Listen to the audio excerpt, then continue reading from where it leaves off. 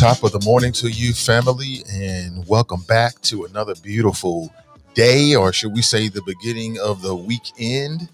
It is a beautiful Friday. Beautiful Friday. Great to be alive. Vanglorious morning, my friends. Good morning to you. On today's show, I want to talk about glorifying prostitution and/or stripping and 3 stories you might have missed this week. So buckle up, get ready for it. Please share this show. My goal for each and every show is to reach at least 100 shares. We've hit it a few times, but far too rare. Let's see if we can hit that goal this morning, family. What will that do for the show? It means the more people will see it on Facebook. Good morning to you. How are you? Hey, if you're a patron, make sure you're checking your Patreon feed. Good morning to you. Welcome back. Beautiful Friday. Hopefully you don't have to work today. And if you do, hopefully the shift will be short. You'll be in and out and you can get to your weekend festivities. Oh, damn. But some folks have to work on a Saturday. Hardworking, blue collar, entrepreneur class folks working hard, putting food on the table, taking care of the responsibilities. All I will say, family, is as we approach this weekend, if you can, take some time for yourself. Unplug from the matrix. Relax. Enjoy being human. Enjoy it. Good morning to you.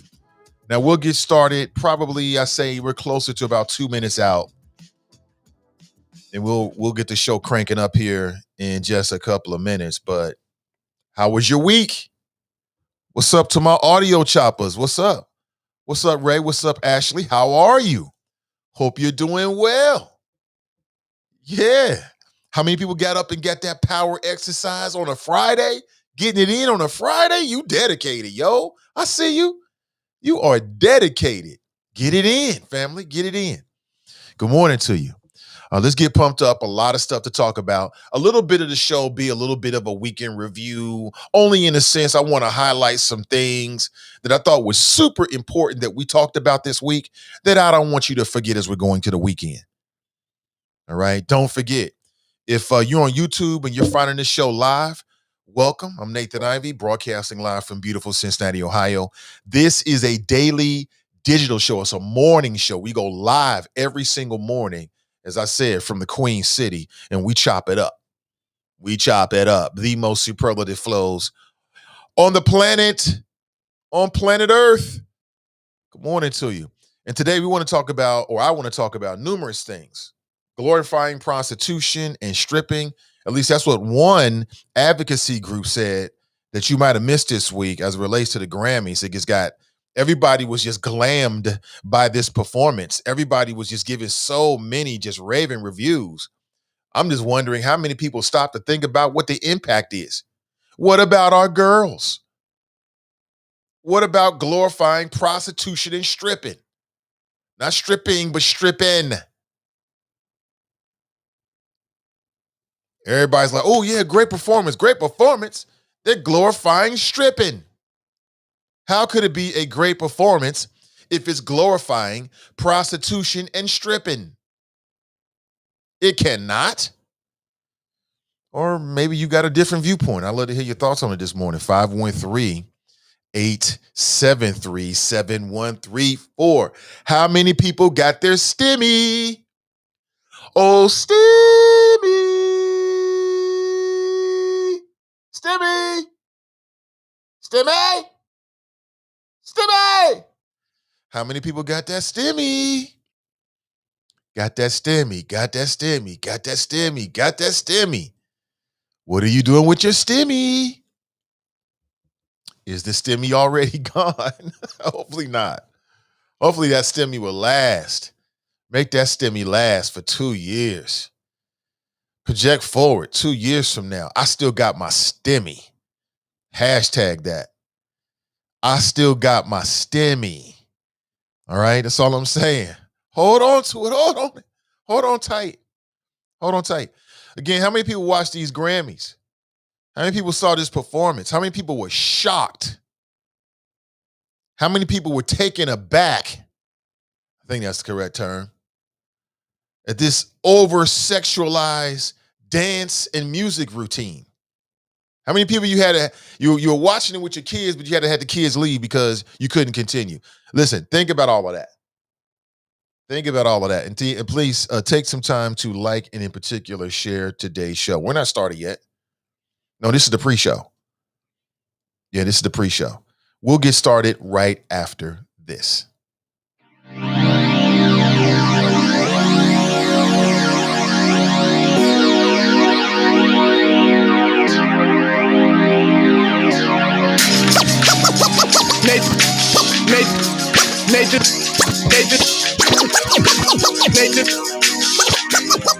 NathanIvy.com. Mr. Ivy know the show must go on. As far as Cincinnati, man, I put on. Tunes made another flame beat for me to cook on. Raised dogs, close fish, yeah, too strong. Team AI, chop it up at the chop shop. Top notch with the king flow, the hot shot. Cop squats in, listen to the real. Jumping like hopscotch, nobody harder than, oh, no, think not. Not only citywide, but nationwide. Superlative, keep it locked like them Haitian guys. Put the truth in the airwaves, we talk about it. Brand new like the tent plates, let's be about it. Who got the info by the AM? Jono be the rapper, got them jamming when they play him. Staying in my lane, they ain't gotta okay him. Who the host with the scoop? Yeah, they gon' say him.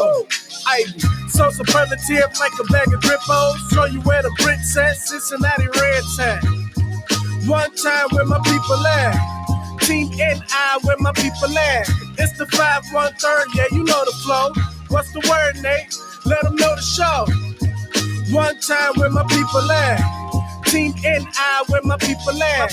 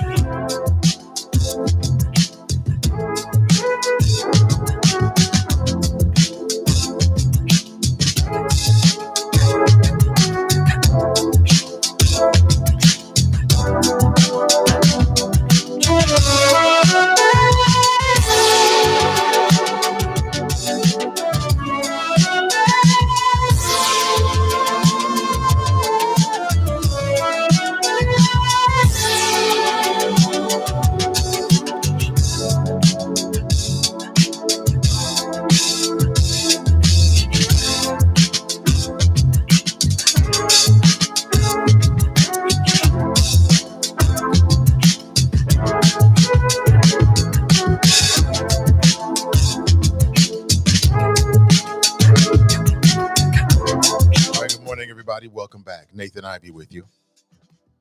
How are you? Hope you had a great weekend or a great week, preparing for a great weekend, I should say. Got to prepare for a great weekend. You know what I'm saying? A lot of people think a great weekend just happens, like rain falling on your head. No, you have to prepare for a great weekend. So when I come on and say, I hope you have a great weekend, that's your cue to make sure you got some plans. You know what I'm saying? That's the difference. Make some plans. Get out there, walk some trails. Find you, perhaps if you're not super COVID sensitive, find you a little restaurant that's not so super populated with anti-maskers. And go get you some coffee or some donuts or something. Enjoy yourself, man. A lot of folks, you're leading your household. You're working hard every single damn day. Working super long hours, and this fucking pandemic is messing up all your social plans. You need some me time. Take some me time. Mom, Dad, I'm talking to you. Caregiver, I'm talking to you. Some of y'all are juggling kids, a job, a spouse, and you're taking care of your parents.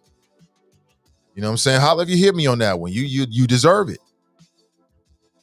And you cannot pour from an empty cup. That's in the Bible. I think. Is that in the Bible? Thou shalt not pour from an empty cup. I think it's in the Bible. I think it's in Leviticus. Somebody double check that. It's in the Bible. You can't pour from an empty cup. So make sure you fill up your cup first. Do you first, boo. Do you take care of you first? Because you out here working hard for the money, putting up with dumb shit on the job. Raise your hand. You ain't got to raise your hand, but raise your hand in terms of in your own brain. If you got to put up with shit on the job because you got shit to do. We all done it. We all done it. You're going to have to do it. And that takes a whole lot of you. How many people have a kind of job where sometimes you got to smile when you don't want to smile? Why is that the hardest thing in the world to do? Who created that dynamic?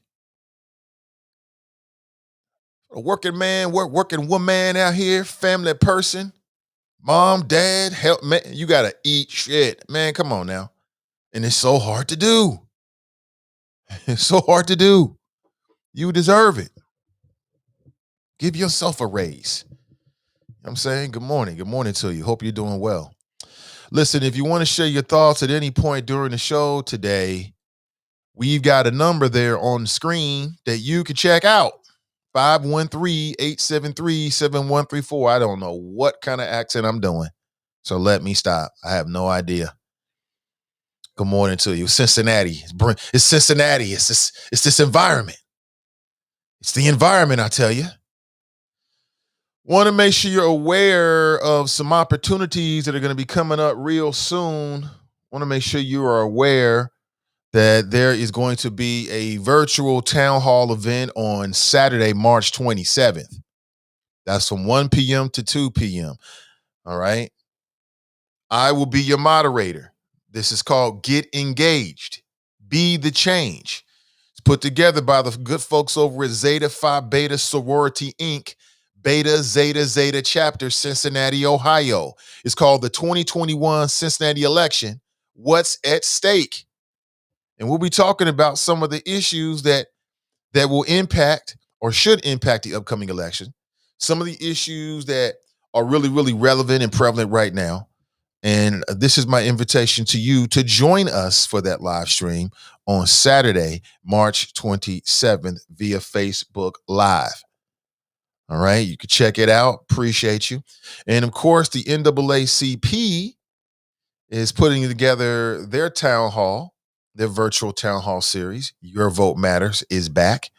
And they will be doing a mayoral candidates forum. And I will be your moderator. That'll be on the 30th. That's a Wednesday at 6:30 p.m. So get your questions ready. This will be virtual. Props to the Prince Hall Masons and the Cincinnati NAACP coming together again to provide these civic engagement opportunities. I think it's hella convenient when they do these things online because you don't have to actually go to a spot. You can just do what most people do anyway, and that's just get on Facebook or get on social media. You're on social media anyway, right? So it just fits. It just works. Good morning to you. Good morning to all my early risers. This is late for you. Where the folks that's been up at 4:30, 5 o'clock? Who's been up the earliest, getting it in, plotting, strategizing, thinking about the future, thinking about your next move, right? Good morning to you. I wish you the best in everything you're trying to do. Good morning to you. Good morning, good morning, good morning. Please like and share today's show. I can always tell when people share the show because the numbers go up. I can see the numbers. Come on now. Help your boy out. So on today's show, I want to talk about the controversy surrounding the Grammys. And some of you might think, well, Nate, that was last weekend. It's so last week, but you'll be wrong about that. These issues about standards, morality are always going to be relevant, especially when you got Black entertainers involved. And at the center of the most current controversy, you have folks who, hold on, what's this?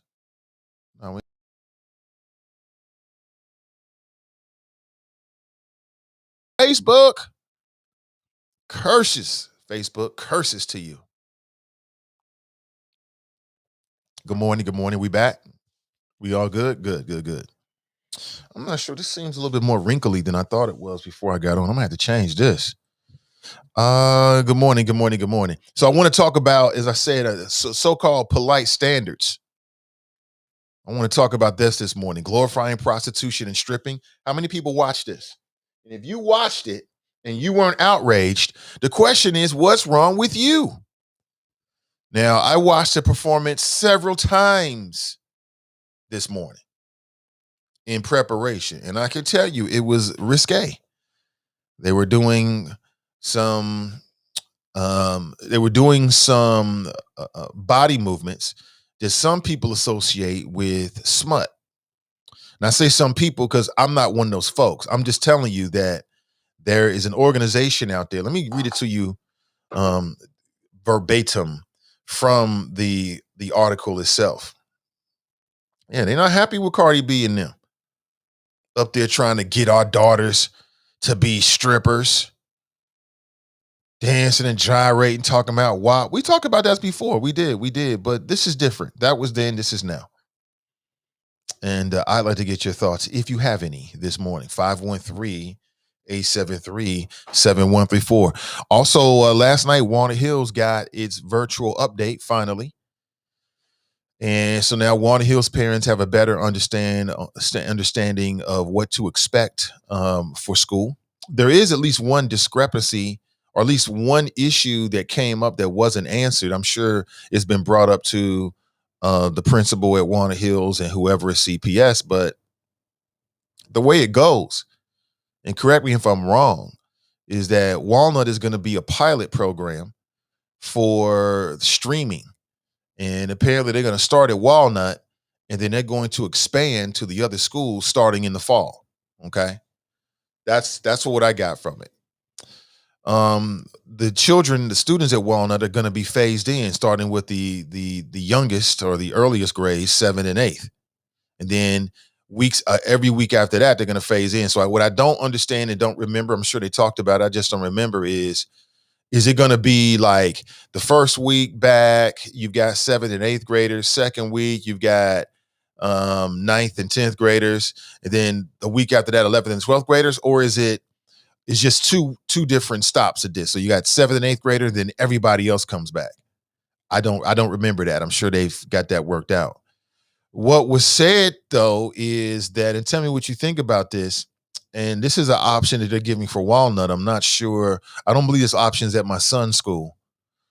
But at Walnut, what they're saying is that you can, if you're a student, you can, for the first week, go to the school and see how you feel. And if you don't feel good about it, then you can remain virtual. And by remaining virtual, they are going to create this pilot program where you have the virtual students can, through Google Meet, can go into their classes virtually every single day and can see everything that's going on and can participate with everything that's going on, virtually speaking. Yeah, this looks terrible. I got to take care of this. And I'll take care of it during the first break. Matter of fact, let me take care of it right now. Hold on 1 second. I can't do that. That's not working for me. You know what I'm saying? I put a jacket or something on. It's got to be better than that. Hold on 1 second, family. I'll be right back. Don't go anywhere. You might think this is unorthodox, but this is an unorthodox show. But I'll be right back. Don't go anywhere.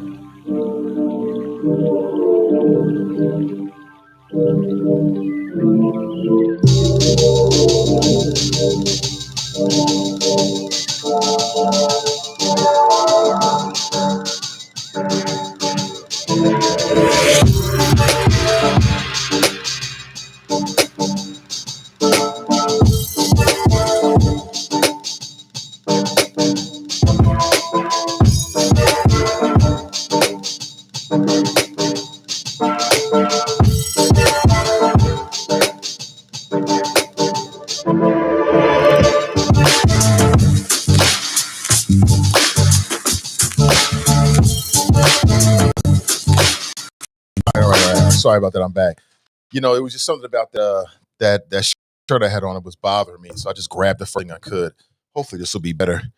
I'll know when I turn the mic when the camera on. So yeah, this is a little bit better. All right. So where was I? So walnut. So what do you think about what I've told you about the plans for walnut? So now parents have, but see, here's what the issue is. The issue is, as I understand was said last night, is that you can go for the first week and then you can, and they've extended the date, then you can tell. So they say school opens that first Wednesday, right? Half a week. And that means that the Walnut students can go to school. They have a week to decide, or maybe a few days to decide as to whether they want to stay virtual or not.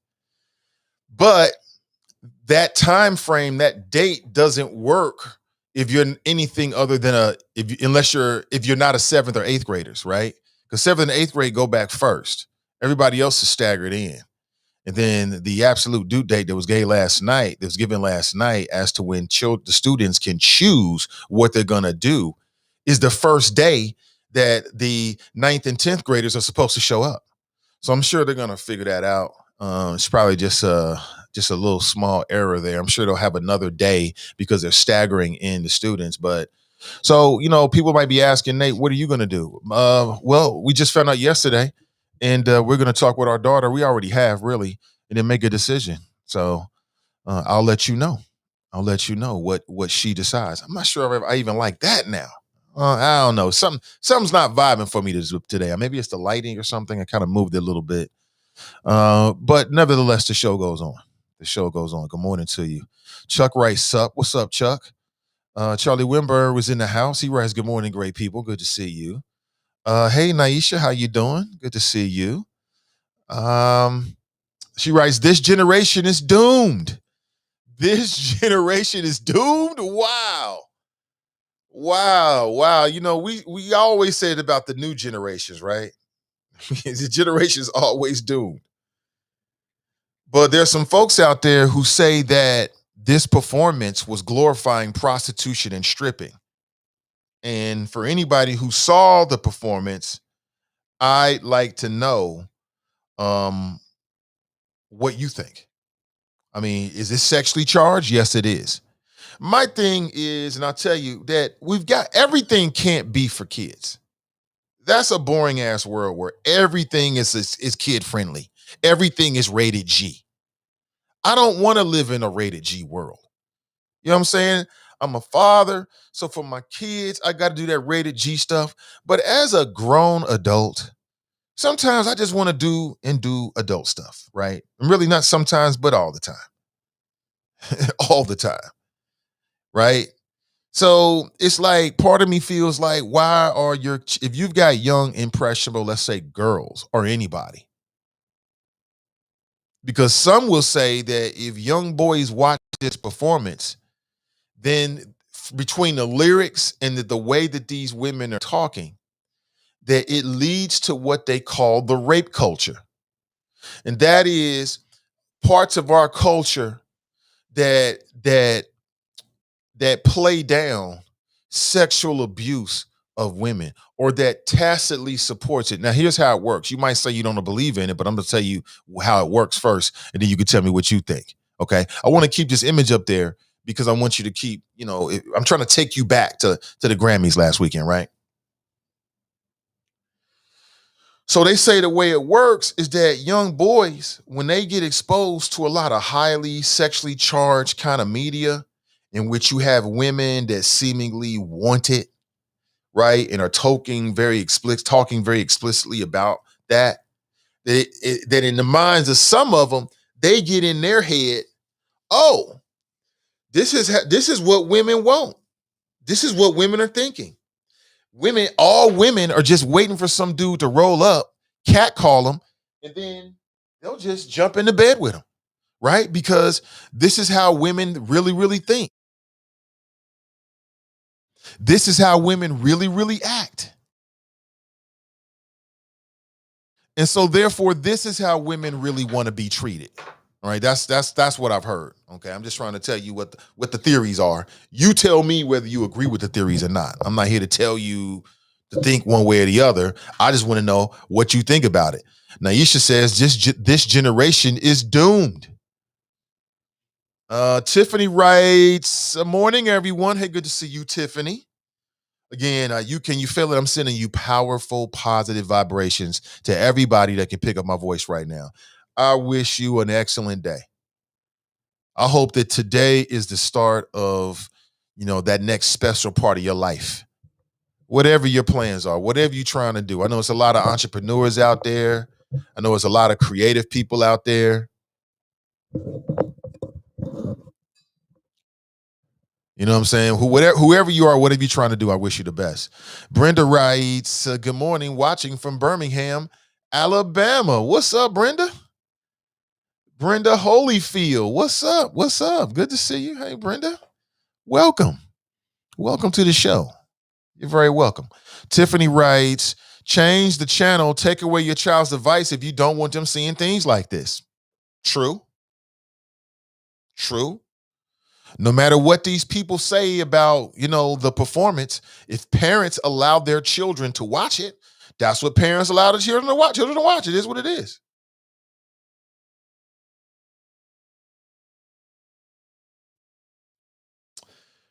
Quote, it's terrifying. I think parents should be terrified that this is the direction our society is heading.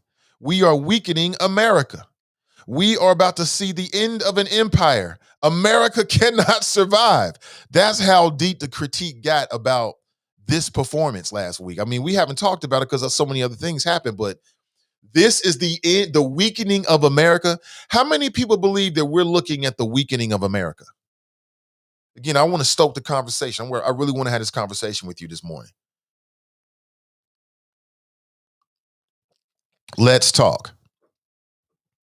Let's talk this morning. Tell me what you think. Tiff says, you don't like it? Change the channel. Whining and complaining, just change the channel. I get you. 100%. 100%.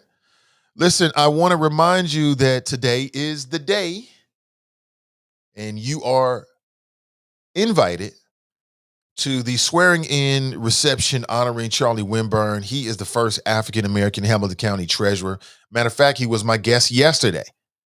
And he spoke at length about what his plans are for the time that he's going to be the Hamilton County treasurer. He talked at length about that on yesterday's show. I might break that down and then put it out there in smaller bites for people. Good morning to you. And this is an invitation. The event is today at 1 p.m. over at Corinthian Baptist Church. That's at 1920 Tennessee Avenue. And a complimentary box lunch will be provided to all participants. The social distancing will be in effect, just so you know, and masks are required. Don't show up without a mask. No bueno. It's not going to work. Akeem writes, is there a section in Charlie Winburn's ebook on glorifying prostitution and stripping? Pastors can't resist the WAP. Just ask Kurt Franklin. Kurt Franklin, he doing interviews, all kind of stuff. Oh, man. Check out the Is It Just Me podcast today. Donnie is going to talk about Kirk. It'll be interesting to hear what she thinks. Everybody has an opinion about it, right? I already told you what it is.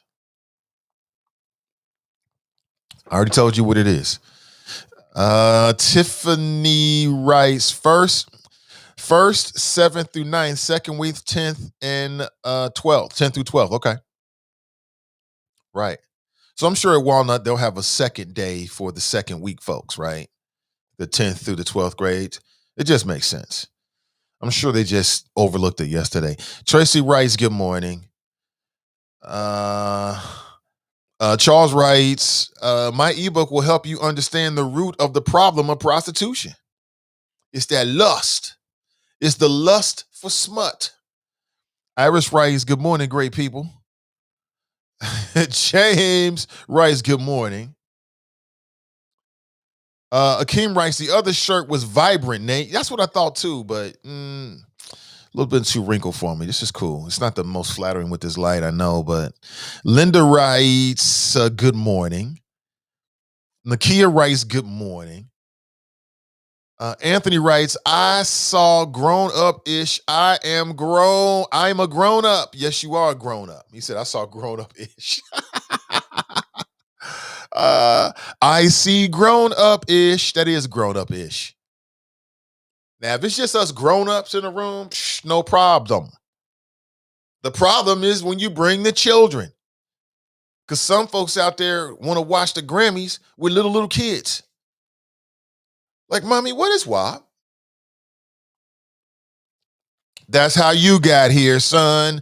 Move out of the way, right?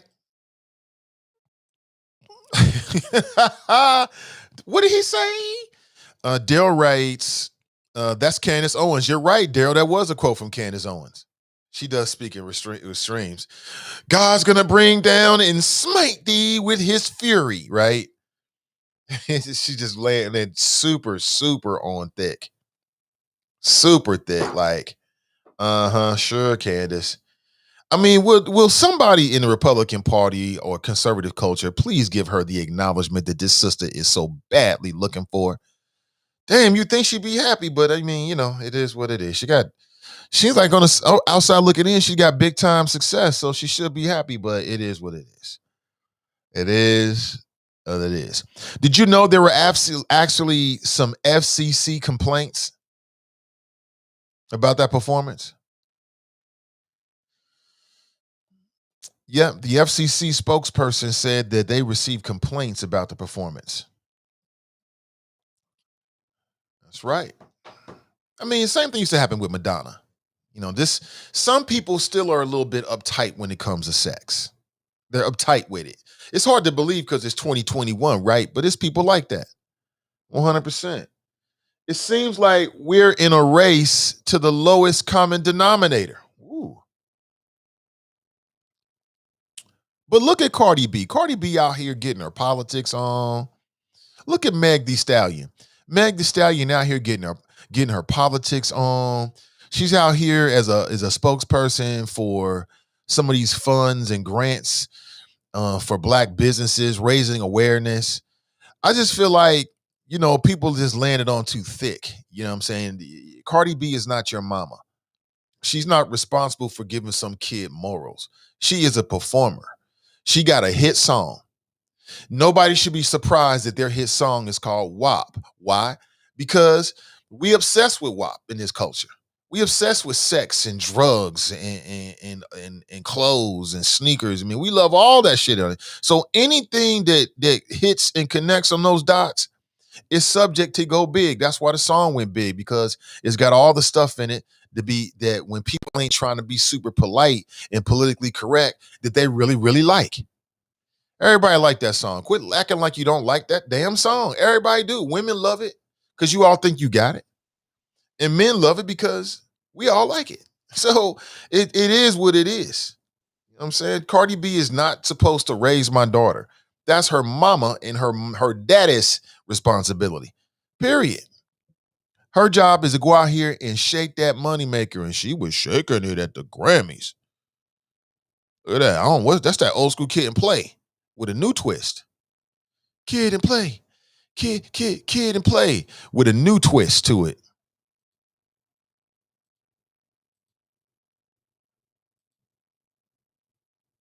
Just saying. I'm just saying. Stop me when I'm wrong, family. Stop me when I'm wrong. Stop me when I'm wrong. So any Warner Hills families out there, how do you feel about it? If you're a non-Warner Hills family member, CPS family member, how do you feel about it? Do you feel like Walnut's getting special treatment? I understand why people say that. I get it 100%. I get it. Believe me. It is what it is. And you know how I stand. I'll say it again. The kids should remain virtual. We only got a little tiny little bit left for the school.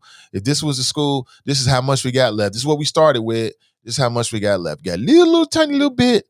For all those folks out there talking about, we got so much school left, please. We got 1/4 of school left. If I ate 3/4 of a bag of potato chips and gave you 1/4 of what was left, you would look into the bag and say, damn, why you eat all the potato chips? You ain't leaving none. That's because they're almost all gone, just like the school year. It's almost all gone. But mofos, want kids to be back in school. They made their decision, and that's what you got to roll with. That's what it seems like. CPS is going out of its way to try to accommodate everybody, which I think is a mistake, but that's just me. And they're trying to steer clear of and try to make sure that parents, primarily at Walnut, have choices. I mean, it's very obvious. Look at it.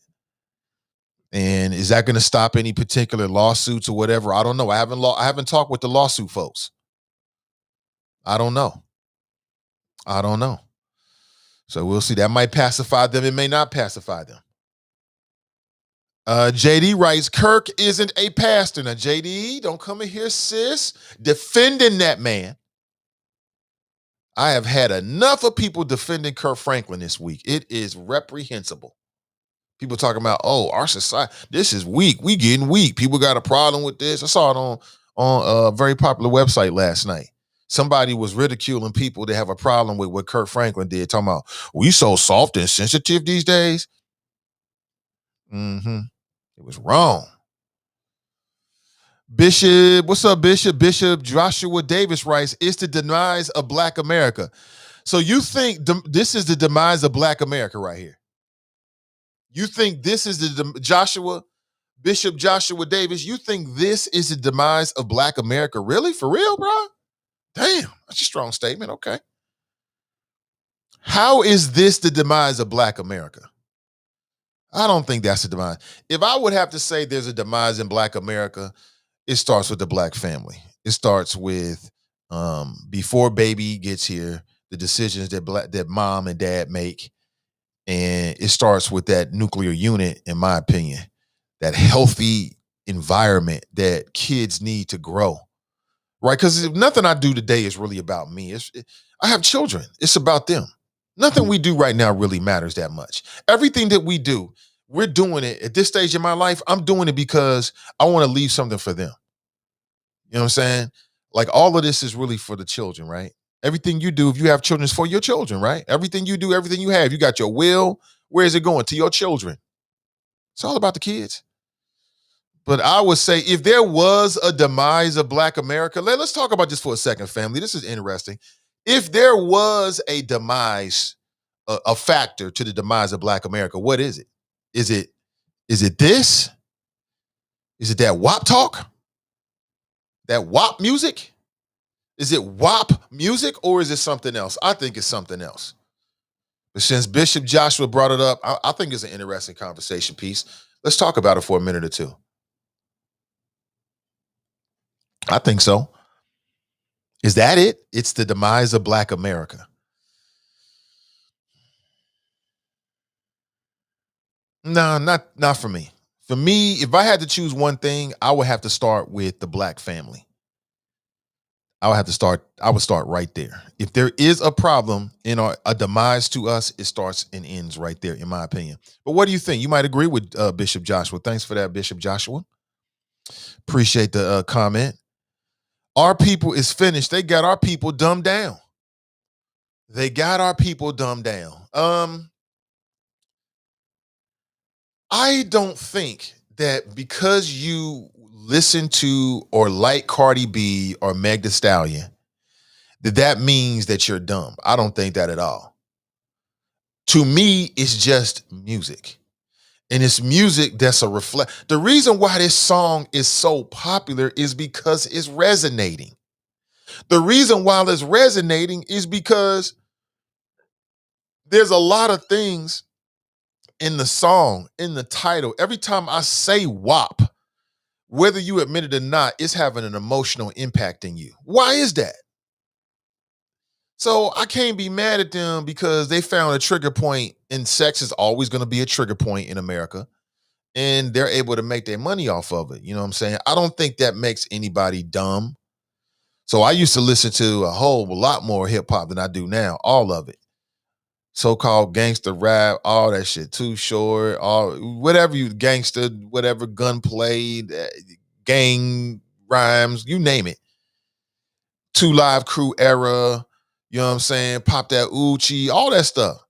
That didn't make me dumb.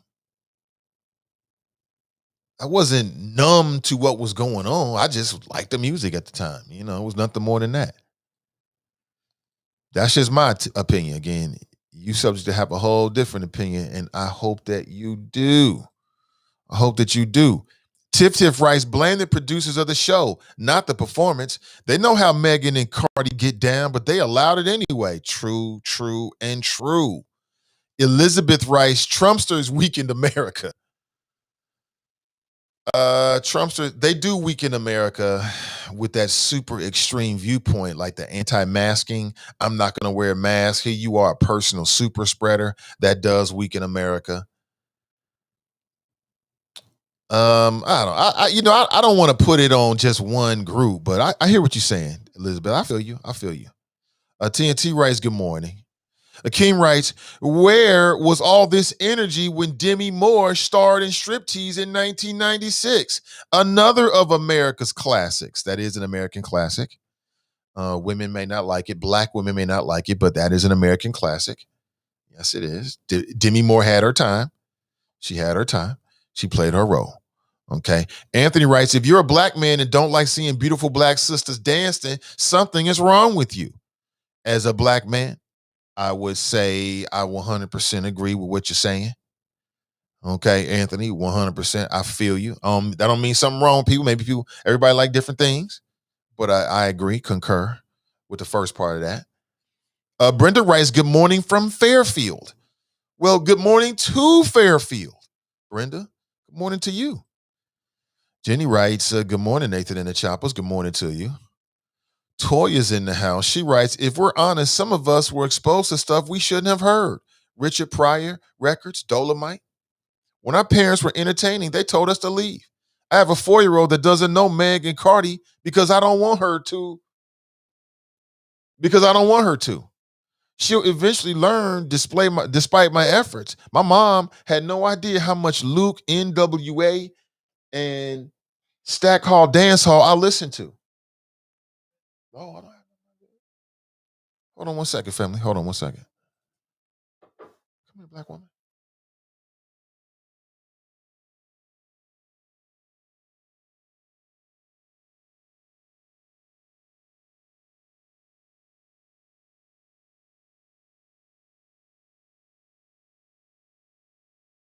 The benefits of working from home.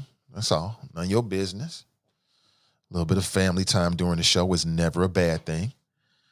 All right. Good morning to you. 513-873-7134. If you want to share your thoughts, I'd love to hear them. I would love to hear them this morning. Love to hear them. Good morning, good morning, good morning, good morning. Of course, today's show is being brought to you by the Focus 2021 series. Download your free 142-page ebook today. And while you're doing that, sign up for 30 minutes of free professional or personal coaching. All right, do it today. Don't wait. Space is scarce. Make sure you get your spot today. There's a link in today's description on Facebook and YouTube. All right, so you know. Good morning to you. Back to your chat. Bishop writes, their classrooms are small. The virus is going to wreak havoc in the next 3 weeks. Well, hopefully not. That's all we can say, Bishop Joshua Davis. All we can say is hopefully not. I hope for the best, and that's it. Prepare for the worst. That's all you can do. All we can do as parents is do our best. This is the best that we can do at this point. It just depends on, in a lot of these cases, man, it's a really, really tough decision for parents. I feel for you. We have to make tough decisions too. You may be COVID sensitive. You may not be like, I'm ready for my kids to go back to school. But then you're really concerned about the quality of the education for your kids for the last quarter.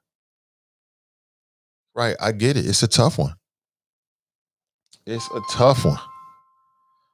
I understand 100%.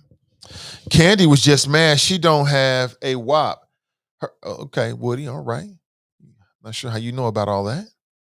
Looks like I'm late to the party. I am not hating on Cardi B or Megan, but I like her. Really proud of how she was about real music and awareness. Very talented young lady. Yeah, oh, yes, a lot of very talented people out there. A lot of good creative folks out there. The lack of respect and morals, not just this, but multiple things we accept. The lack of okay, you saying that's the demise? I hear you, Bishop. I hear you. Are you a man of God? I understand where you're coming from. I really do. I understand, but people have been saying that since the beginning of time, about how the lack of focusing on the morals and the old way of doing things is going to lead to the end of the world. People have been saying that for a long time. So, you say lack of respect.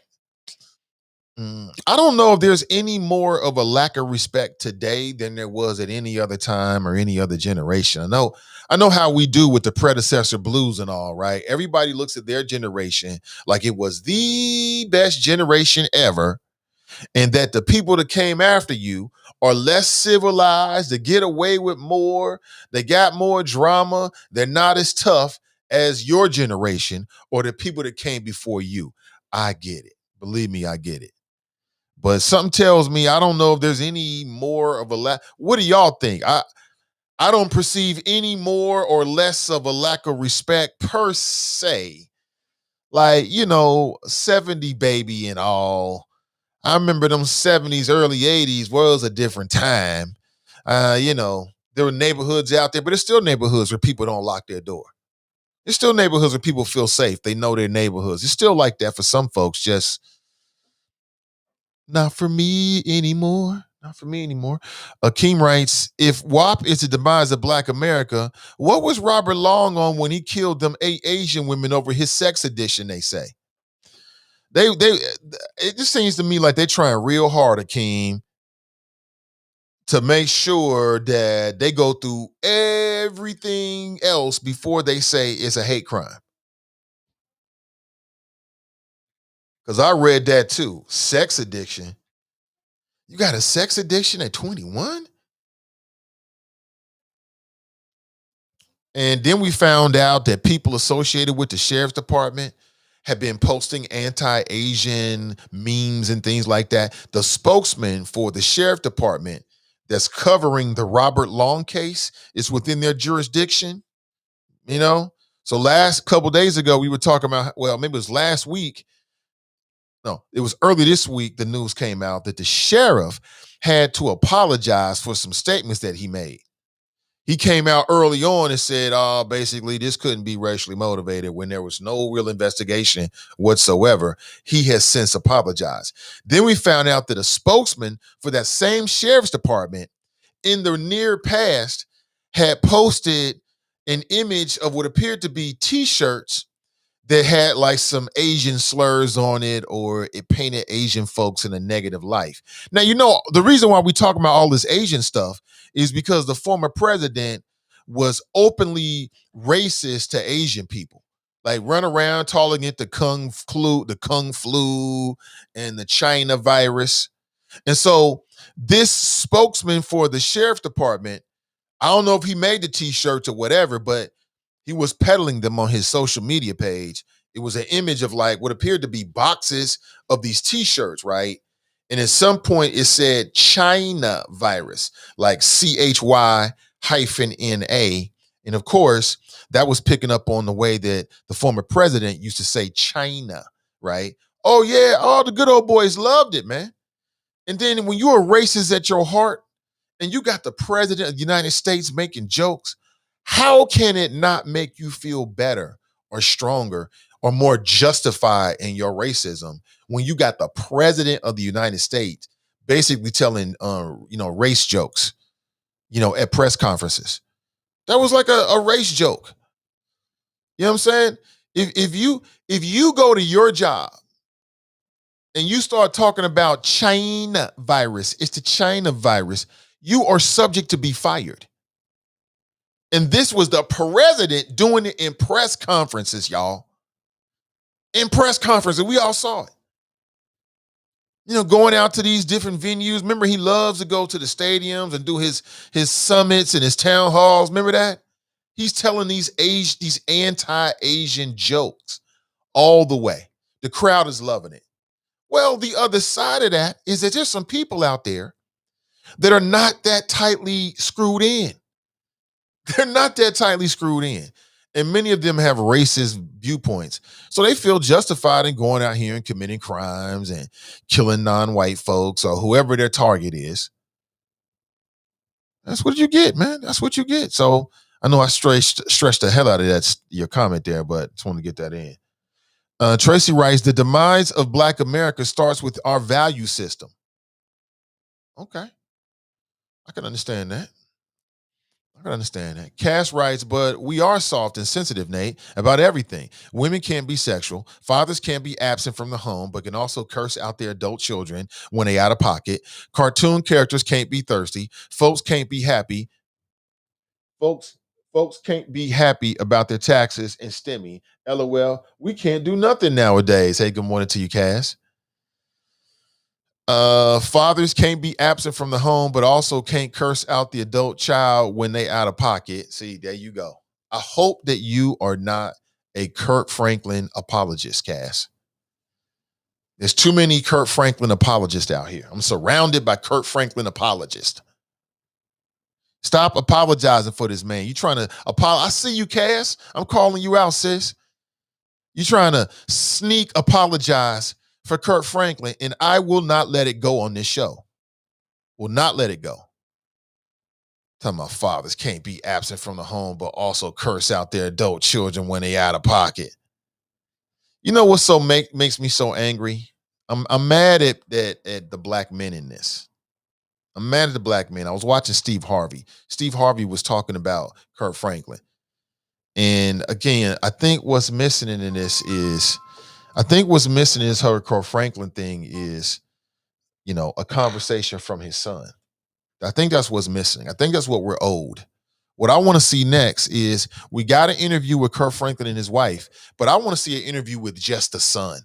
I want to hear what the son has to say, and then I'll make a decision. But let's go to the phone, shall we? Hey, good morning. Welcome to the show. Hey, good morning, comrade. Good morning to you, comrade. What's up? Black Russia. And not too much. Yes. Hi. Happy Friday. Hey. Happy Friday, brother. Kirk Franklin. Did you see Ricky Smiley's response to Kirk Franklin? Say what now? Situation? Say no. Say again. I was asking if you saw Ricky Smiley's video on Kirk Franklin. No, I haven't. What'd he say? Bro, he's basically defending Kirk Franklin, saying because Ricky Smiley hang out with Kirk Franklin apparently, and so it seemed like they work out. They hang out together. They did. They're cool. So you may want to play it for the audience. You may not. You may watch on your own time. But I think Ricky Smiley really, really outlines some important stuff about the background of Kirk Franklin and his son and how things kind of operate with him. And just about black men in general trying to parent grown adult kids. Now, I got kids, but they're not adults yet. But, I have my father, big Black Russia. Hey, he might cuss me out. Did you say big Black Russia? Yeah. Okay. Oh, that's hilarious. That's the Gestapo. He is the kingpin. And if he ain't happy with his adult kids, he got 4 kids, they all grown. If he ain't happy, look, he gonna let you know. He might let you know Kirk Franklin style. But we don't record him because this is our dad. We love him, and and that it goes to the young man. He don't even respect his dad enough to keep their conversations private. Like my dad told me all types, called me all types of, I won't use the words, but look, I know he loves me, okay? And this 33-year-old kid who reaped the benefits, and that's what Ricky Smiley talked about too, which is an interesting video. This grown-ass man reaped the benefits of being Kirk Franklin's son, and Kirk Franklin trying to correct him because this is his dad. I know he's an adult, and he records a private conversation. This young man is so ungrateful, and it's just pathetic. And I think Kirk Franklin, sometimes you got to get with these kids, because sometimes I might be out of pocket, and Big Black Russia tell me I'm out of pocket. He'll let me know, and I'm okay with that. I'm not going to record him and hang him out to dry, because I know he care about me. Well, ask yourself, here's the question. And again, I hear what you're saying, Black Russia. I hear a lot of people with that viewpoint. I have a different viewpoint. Here's what we're missing. Sure. What we're missing is, why doesn't he respect his father? See, that's what I'm trying to get at. Why doesn't he respect his father? He might have completely legitimate reasons as to why he don't respect his father. We don't know the nature of their relationship. We don't know what Kurt Franklin has done or has not done. We don't know. So that's what I want to hear. I want to hear why. Because people just start with the what, but they're not asking why. And I don't know. Until I find out, it's hard for me to, jump hard on either side. I just still think that Kurt Franklin as a father, even when you in your angriest moment with your kid and your kid is challenging you, that you don't have to refer to him as a bitch ass nigga. I'm just saying. I stand but by you know what? But see, you use the words I didn't, and yeah, I've heard those words before, and I'm saying I don't take it no type of way because cats out here in the streets talk to each other like this all the time, and this is my dad. My dad loves me.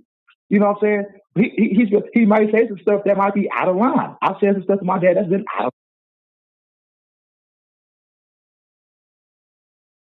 You still there?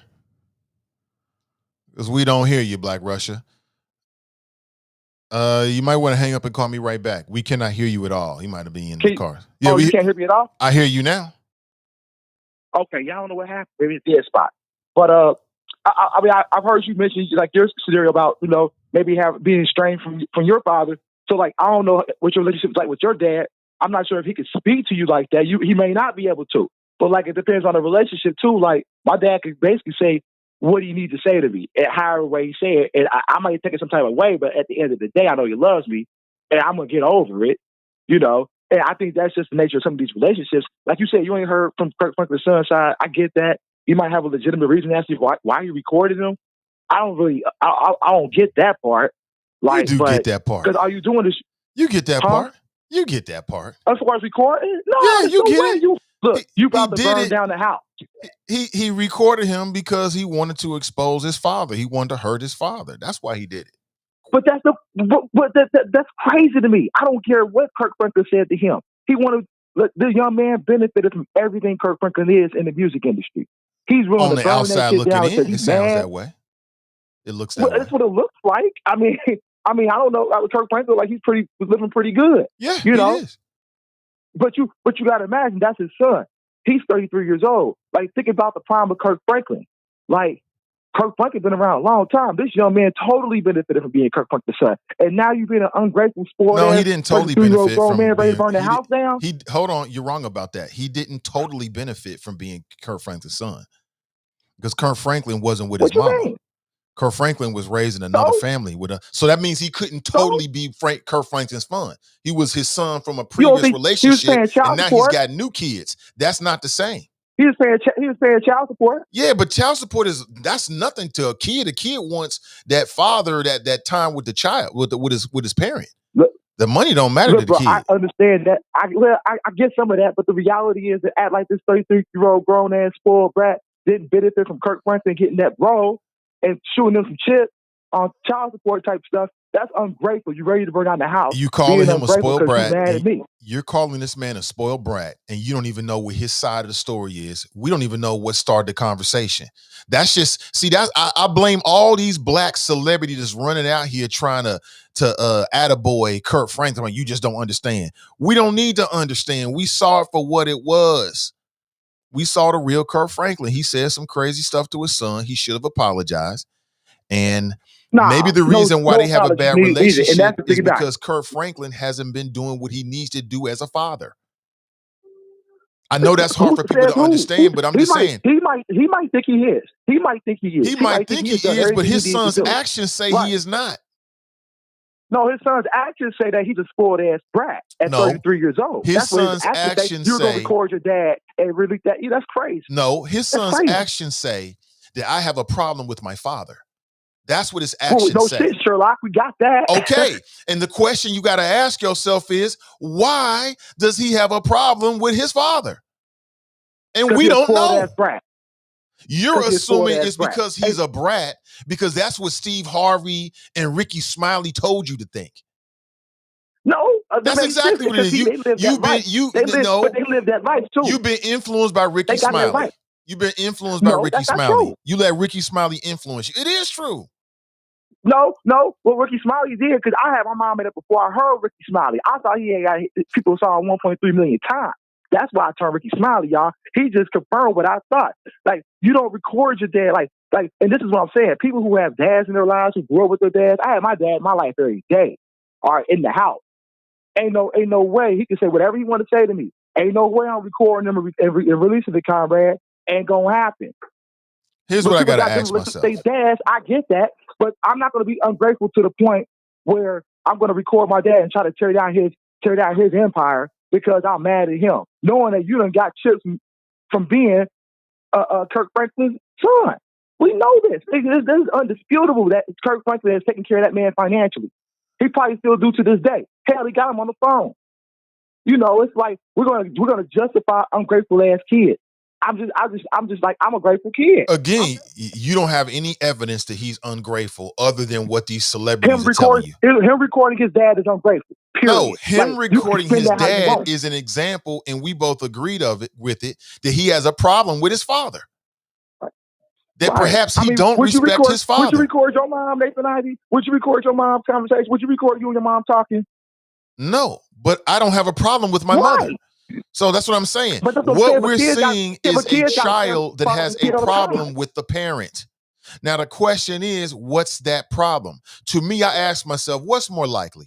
Is it more likely that Kirk Franklin's son has some deep personal scars and some deep issues with his father and is manifesting in what we saw? Or is he just a spoiled, overprivileged kid who's whining because daddy won't let him have his credit card? And to me, it's just as likely that the former is what the real issue is. I don't have any evidence other than what Steve Harvey and Ricky Smiley said as to any details about their relationship. So I don't really know. But it's either or. Right, I got you. I hear you. I hear you. And I'm going to go out here on a limb and just say, I believe the spoiled ass kid aspect is more likely than not based upon the fact he recorded his dad. Because he obviously has access to his dad. He can get his dad on the phone. Doesn't make any sense. So, like, what you mean that don't make no sense? That don't make any sense. People don't have access to their dads. You're jumping over a step. How is what he did at the end a justification for how you feel about what you saw from the beginning to the end? That doesn't make any sense. No, what doesn't make sense is that you recording the conversation you having with your dad. That makes perfect sense if you have if you got a famous parent and you really either don't respect them or got some deep-seated issues with them. That would make you record it and put it online. We already know that. If you feel like that, don't fuck with me then. If you feel like that, don't fuck with me. But obviously, he can get his dad on the phone. This is what I'm saying. This is why it's spoiled ass brothers. You don't want to fuck with your dad? Cool. You ain't got to fuck with your dad. You don't like your dad? You don't respect your dad? Cool. Don't fuck with him then. But don't be like on the phone with me, spoiled ass brat, and you record me because I done told you about yourself acting like some bitch ass nigga. All right? And then I'm going to burn this whole foundation down of which you benefited from. This is what I'm saying. Like, you're going to say it's something's got to be wrong with Kirk Franklin. You don't know the extent to which he benefited being Kirk Franklin's son. You don't know that. You don't know how he was growing. You don't know how involved Kirk Franklin was or was not in his son's life. But what we do know is Kirk Franklin had started a whole new relationship with a whole nother woman that was not this boy's mother, had 3 kids with this woman. That takes a lot of time. So if we're doing all of that with them, how much time does he have with his first kid? With a woman he's not married with. You recorded these kids. I'm just saying. That's irrelevant to recording you. I'm just saying. I hear what you're saying. You and I both know we both men. Together, listen, I'm saying these are exclusive. We both men. We both men. We know how that situation works. Yeah. So quit acting like you don't know. In that situation, the kids with the new wife where daddy sleeps every night is going to get more daddy, period. So we know that. So how could that not be a factor in how we look at what we're seeing with his son right now? That's all I'm saying. Well, look, it's not a factor because, again, you're trying to put 2 and 2 together and get 5. It's like, that ain't going to work, bro. Oh, no, that's like, 4 all day, bro. You recording a conversation. Don't fuck with my logic. My logic was, I was tight with the logic on that one. You know what I'm saying? No, I'm just saying, bro, we can't be like acting like, we can't act as if this kid cannot, we don't know. I think we got evidence to show that this kid is spoiled brat just based upon him recording his dad. That's how I view it. I mean, and with Ricky Smiley, and I ain't even heard Steve Harvey, so I'm going to have to take out Steve Harvey, but we got to understand, too, them cats are all famous dudes on TV making their money, and they got kids. and they probably got grown kids because they all like in their 50s or pushing 60. Okay, they probably experienced all these spoiled ass adult kids who done lived off their legacy. Okay, so they get it, but what they don't get, and I'll never get, even though I'm not in that position, is recording your parent and releasing it to the world to have your parent destroyed because they're checking. I ain't gonna never get that. But we can agree to disagree. I like the conversation. I think it's important. Okay. I did want to say one thing to you. Go ahead, as brother. it relates to the charter committee. Have you seen their slate? I did see their slate. Saw Cam Hardy was on What there. you think Props to about Cam. it? Yeah, I saw Cam on it too. So I just wanted to highlight that too, because I think there's going to be a lot of decisions that people are going to have to make about who they're going to support. Because, you know, you saw the slate too. Not only Cam was on there, but Steve Gooden and Liz Keating was on there. So you got Republicans on there too. I seen Tarbell on there. Victoria Parks is on there.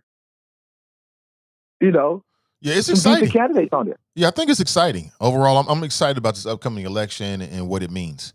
I mean, on a lot of different levels. So, Right. All right, Black Russian. All right, have a good weekend, comrade. You too, man. Take it easy. Thanks for the conversation. I appreciate that energy he brought. It's a nice little jolt of energy. Appreciate it.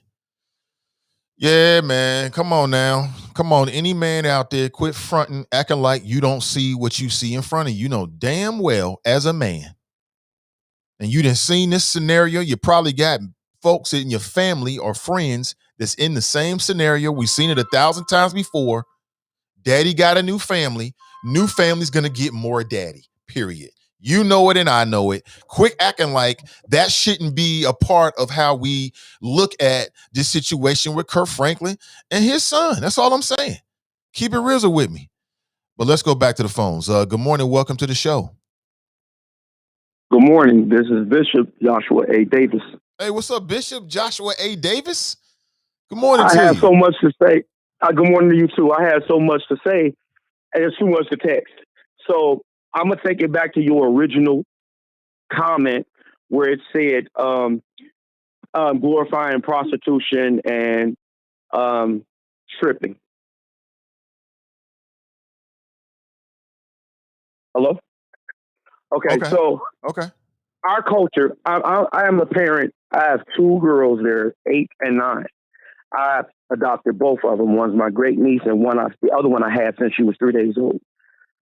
It is so difficult being a single parent to 2 kids. Now, I'm going to give you some backdrop because I'm not a person that is fake. I never wanted to have kids myself. I have been in every walk of life that there can be. I have studied religious studies for fun. I've been to school in Alabama at Stillman, Tuscaloosa, Alabama, and I've been to UC studying religious studies. I have 3-year psych major. I quit school for my kids to raise them, to get them up so they can go. So when I speak about things, I'm not speaking as somebody sitting on the sideline and somebody being fake and being religious, because I'm not a religious person. I'm very spiritual. Years of study, years of being in the world has taught me that it's not about the religion. So I want to get that out there first. So just in case anything later should come up and people say, well, you know, do you know who this person is? I'll tell you who I am first. But our society has glorified ignorance. That is the demise of Black America. We sexualize our women. Even the things that we think are natural for our children to do, it's not natural for our children to do. We let our little girls prance around, knowing they're predators around, watching them, waiting to get at them. Even our little boys, same thing happens. We glorify that which is not good, and it's become normal. So we accept it and say, oh, what man don't like WAP? It's not about liking WAP or not liking WAP. It's what are you setting a precedence for?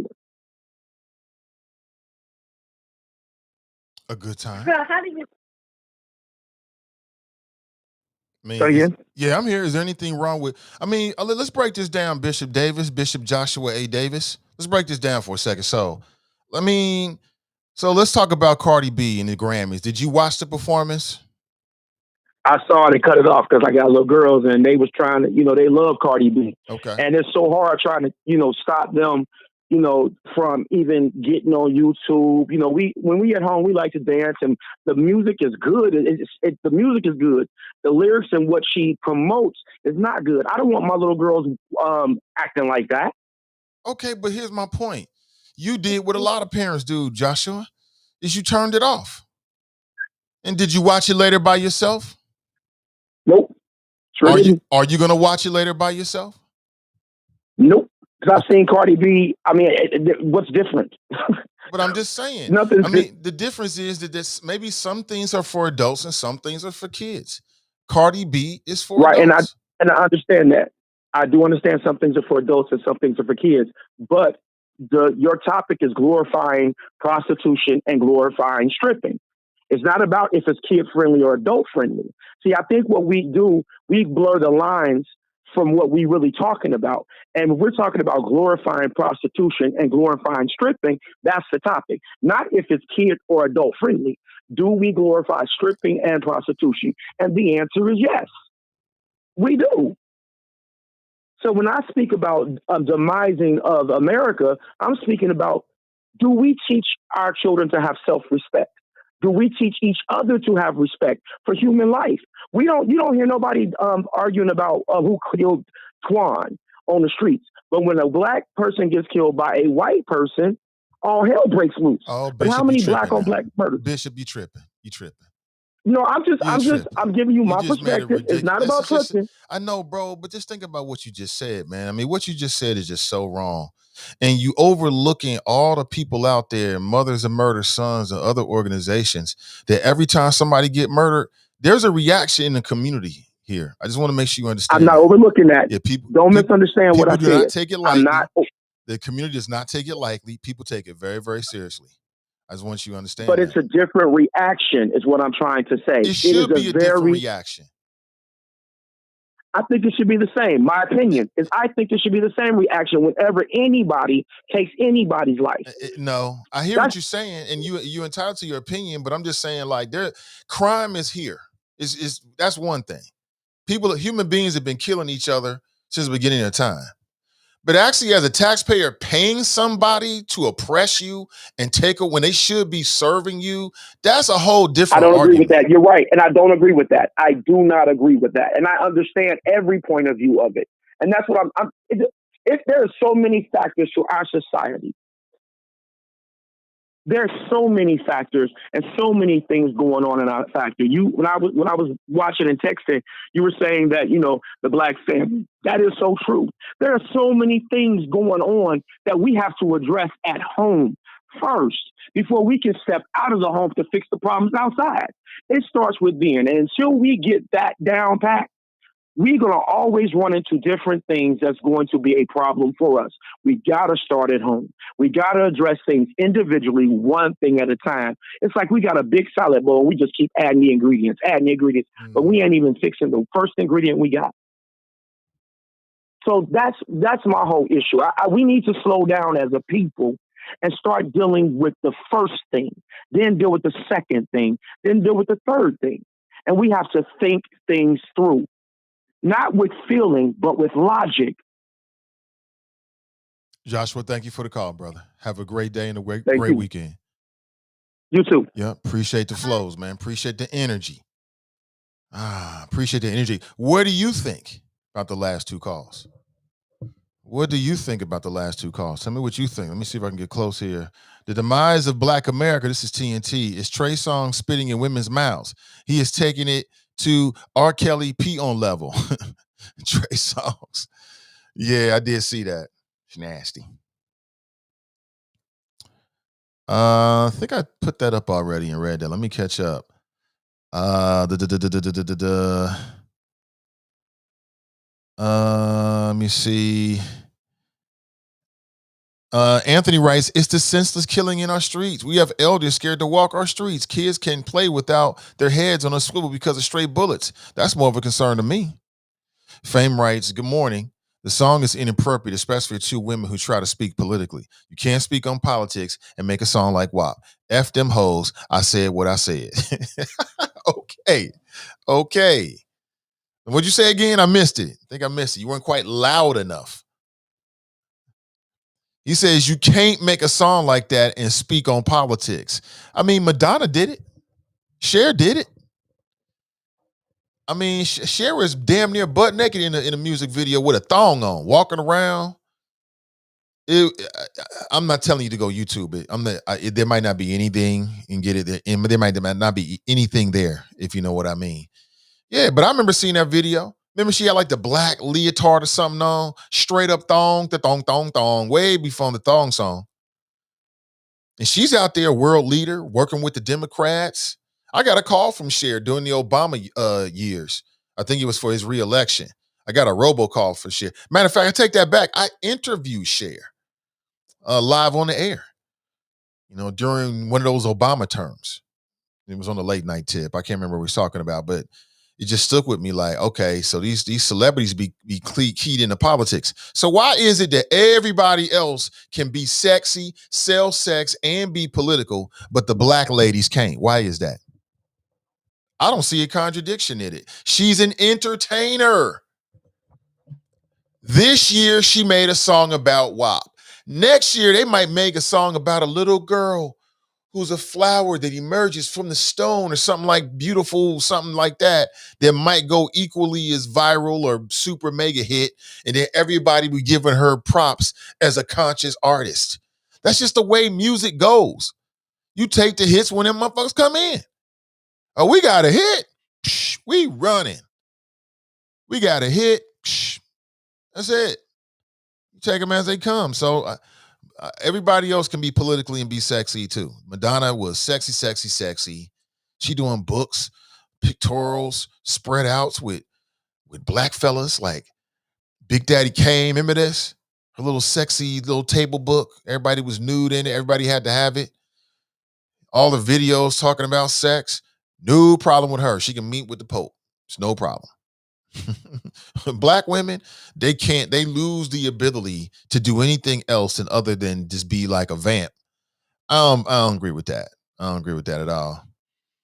Kush writes, get to the choppers. Get to the choppers. Tracy writes, some younger kids know the lyrics to WAP and not they ABCs. Now that would be a shame. That would be a shame. Show me that child. That would be a shame. You show me a child that knows that, I'm going to show you a bad parent, period. Regina writes, good morning, all. Good morning to you, Regina. Love that. Good morning to you. TNT writes, I thought Nate was going to say the show was brought to you today by WAP, LOL. Hilarious.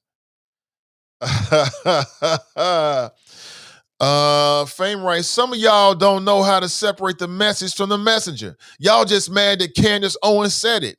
If Shahrazad Ali said it, it would be would the message be different? Please stop.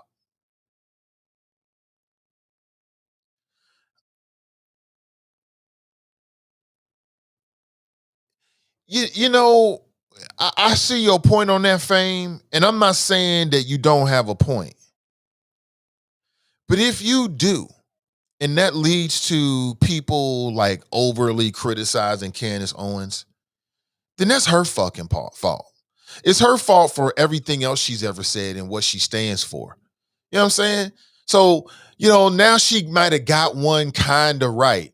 Oh, well, it may not be processed that way because every other fucking time she opened her mouth, she sounds like a damn fool. So when 95% of the time you sound like a damn fool to people, every once in a while you say something that makes sense, we might miss it, but that's your fault. That's her fault. That's how I look at it. Every time she opened, 9 times out of 10, when Candace Owens opens her mouth, she on some damn trying to trick you and, trying to live in between wounds and dig her fingers into the wounds and say some dumb ish about Trump. So now maybe she might have stumbled upon something and made somewhat of a halfway decent observation, right? But we missed it, sis, because we don't trust you. We don't know what you're going to say next. So that means everything that comes out of your mouth, we are going to look at it differently than if it was coming from somebody else's mouth.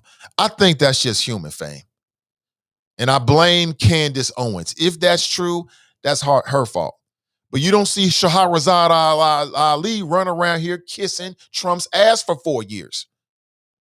She didn't do that. She ain't out here trying to exploit our issues with the Democrat Party for the benefit of the Republican Party, the way Candace Owens is.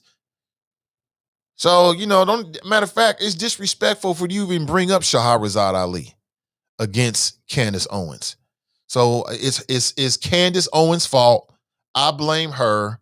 It's going to take a long time for anybody to take her seriously. Even when she's saying something that we should take seriously, it's her fault. Let me see. Toy writes, so Fame, they can't like sex and vote? ? Get them, sis. Maybe politicians would have less political sexual scandals if they didn't try to make the two things mutually exclusive. You are reaching, Fame, sounding close to shut up and dribble. Damn, great flows.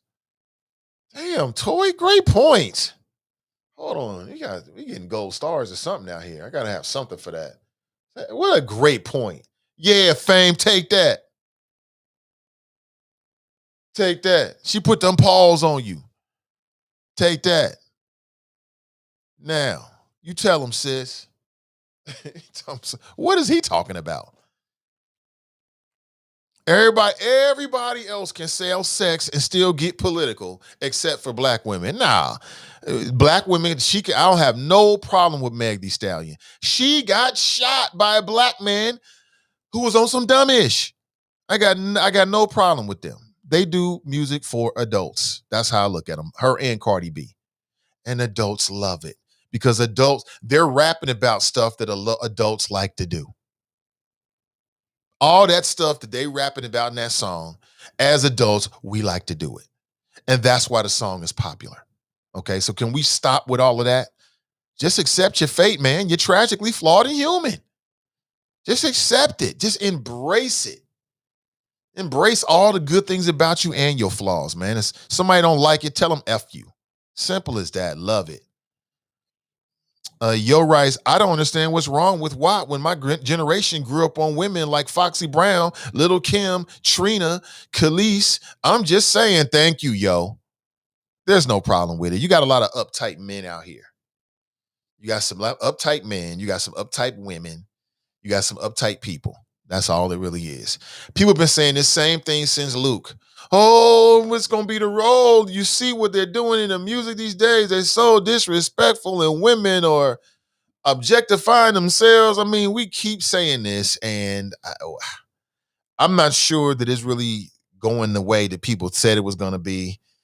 Are things culturally speaking a little bit, a lot less conservative than they used to be? Yeah, it is. That's just the nature of culture. It's gonna move. It's gonna move, right? It's gonna be a cycle. That's the nature of it. And then all these people out here talking about women rapping about sex. People been singing songs and doing this shit. This is what humans do, yo. Man, listen. The day after the apocalypse, somebody gonna open up a strip joint. The day after the apocalypse, when humans are like trying to climb out of the rubble, just put whatever apocalyptic image from the movies in your head for a second, right? Follow me on this flow. And humans are clawing out of the rubble.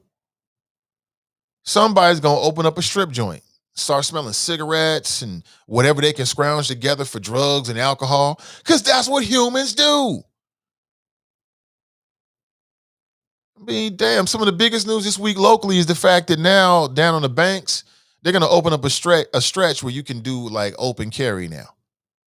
Yeah, they didn't change the laws to accommodate people doing drugs, drinking alcohol, having a good time. You know what I'm saying? So that's going to be a jolt, I think, to all those businesses down there on the banks. An advantage they have now that the folks down there like, Liz Rogers didn't have. Because back when she was down there was nothing on the banks. If there wasn't a game of some sorts, there was no reason to go down there whatsoever. None. And I'm not saying that much has changed, but that's going to draw, the day drinkers, You know what I'm saying? People gonna love that. They're gonna love the open flask because that's the nature of people. People want to walk around with their bottle and do what they do. That's what people want to do. They're gonna make big money, big money, big money, man. You ever been down there before? People are having it, man. It's a fucking party. People are having a good time. You should check it out if you're into that kind of stuff. Y'all more offended at Trump calling COVID the China virus, the country where scientific law suggests it started. Y'all more offended by that than a black man calling in this show comparing our black asses to pit bulls. Please stop. This man is disgusted. Are you disgusted yet? You haven't seen me disgusted, right? Country scientific. Yeah, I hear you. Not really, but I hear you. TNT writes, right now they should be calling it first-degree murder, another massacre. It will show eventually that he is either clinically insane or a radical racist. Last night I was whistling to NPR. I happened to be in a car last night, and it was about 9:30, 10, or somewhere around there. And I was in the car and I was listening to this program, and it was a rebroadcast of a program of the live version happened midday. And guess who was the guest? The guest was Joe Dieters, Hamilton County prosecutor, and they were talking about the death penalty. And what I thought was interesting and a little bit of bad journalism, I mean, if it were me, I probably would have did a little something different. I definitely would have did something different in terms of trying to steer the conversation. But Joe Dieters last night got a chance to kind of like, set the jury right, set the stage right for this upcoming murder trial of the man who killed allegedly killed Nilo Lattimore and his mother. And Joe Dieters was like on some, I just do the law. And, so funny how when it comes to the death penalty, his argument is very clinical.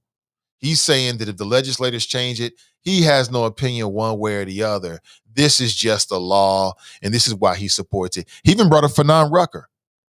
He said that it was unconscionable, essentially, that Fanon Rucker was saying during the campaign trail that he was going to not use the death penalty. He says that's not your job.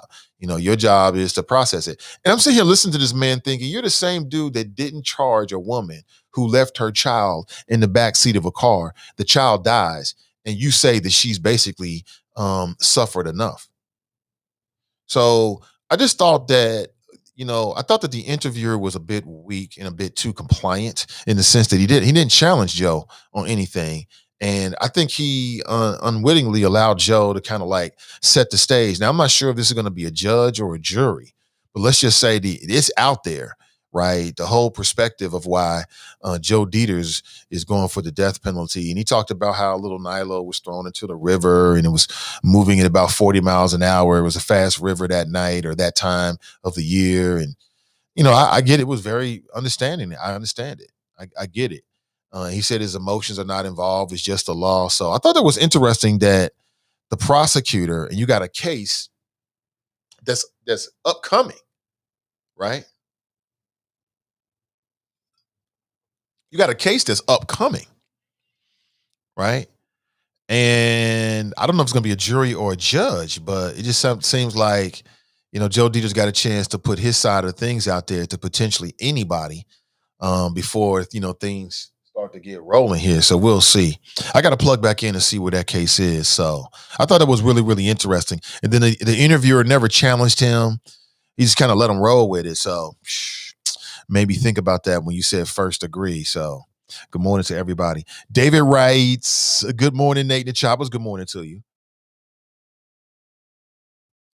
Tracy writes, does anybody think those massage parlors were sex parlors? They might have been.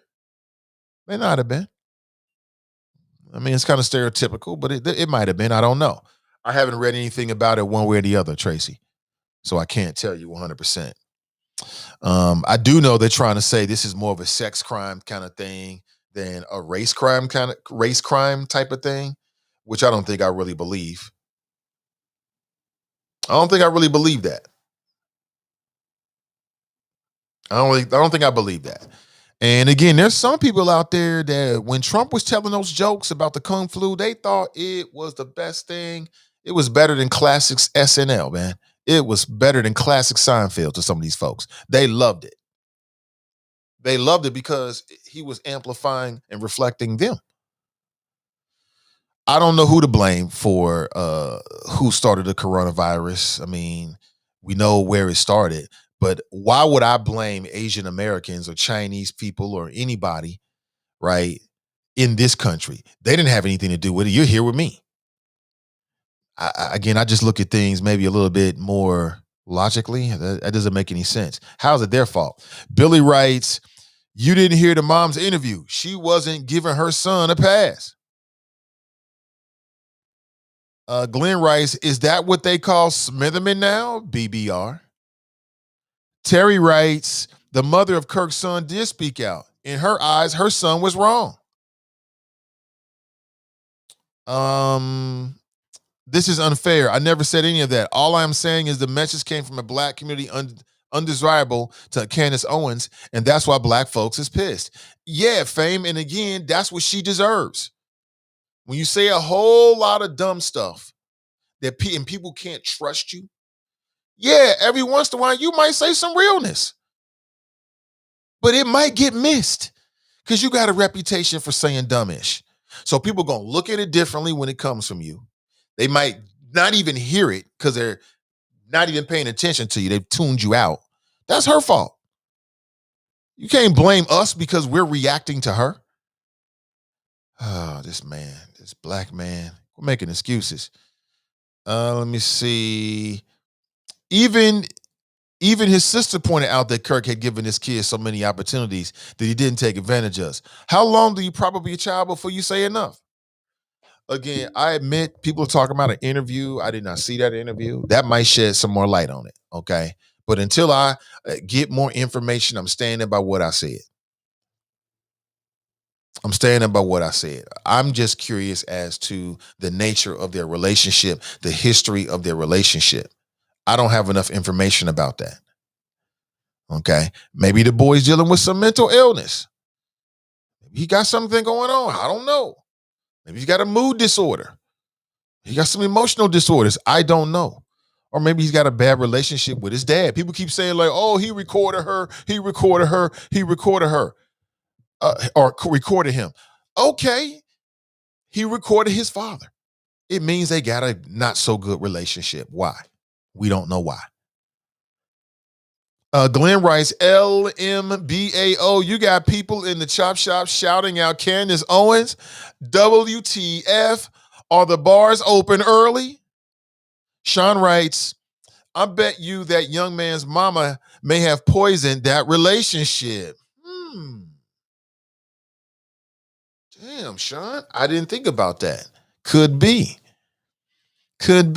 Cass writes, Nate, if you told your child you were going to discipline them, and as a child, they were like, do it then, I don't care, you're going to feel some type of way. As an adult, if they say that, you probably going to feel even more defensive. If Junior tried to challenge you, come on, I'm arguing the basic disrespect of his father. Okay, I understand what you're saying. I get what you're saying. That's Cash chiming in. See, Tracy writes, every party involved has spoken on this toxic Franklin father-son relationship. This 33-year-old had a tantrum, and it will be his last one. Okay. Yo writes, replying to Glenn, man, I can't believe I'm up. Okay. Talking across the board. I'll let you have that conversation. Are there any, listen, I'm ready to play some poker. Any poker players out there having home games maybe? Maybe you don't do home games. Maybe you're like on a particular app or something like that, something I can download to my phone. Let me know. I'm going to start with the electronic first. We'll start there. Bishop writes, what's the number? Okay, we heard from him. Ron writes, no, he shouldn't have. Amina writes, I agree with you, Nate. Nat writes, many of us had less than ideal homes growing up. You 30 plus. Man, woman up and stop being a brat.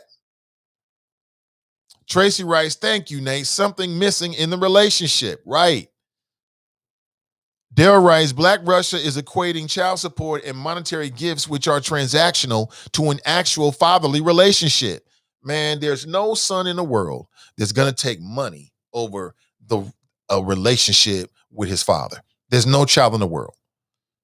A child of a parent is always going to choose that parent over any dollar amount. And what do I mean? Would you rather have your father just send you big banks of money all your life in terms of checks, but never really see you? Or would you rather like to be able to see him and he not be able to give you lots of money? You're going to choose the second every single time. So that ain't getting it. It don't really speak to what's going on. I still want to know. We haven't heard from the son. We don't know. Jericho writes, Rackham, did you guys read the comments from Kirk's daughter? Kirk's daughter. You mean I didn't read the comments from Kirk's daughter, but what would her comments have to do with anything, Jerica? What did she say? It's not hard to believe that some kids from affluent families, black or white, just want a free ride.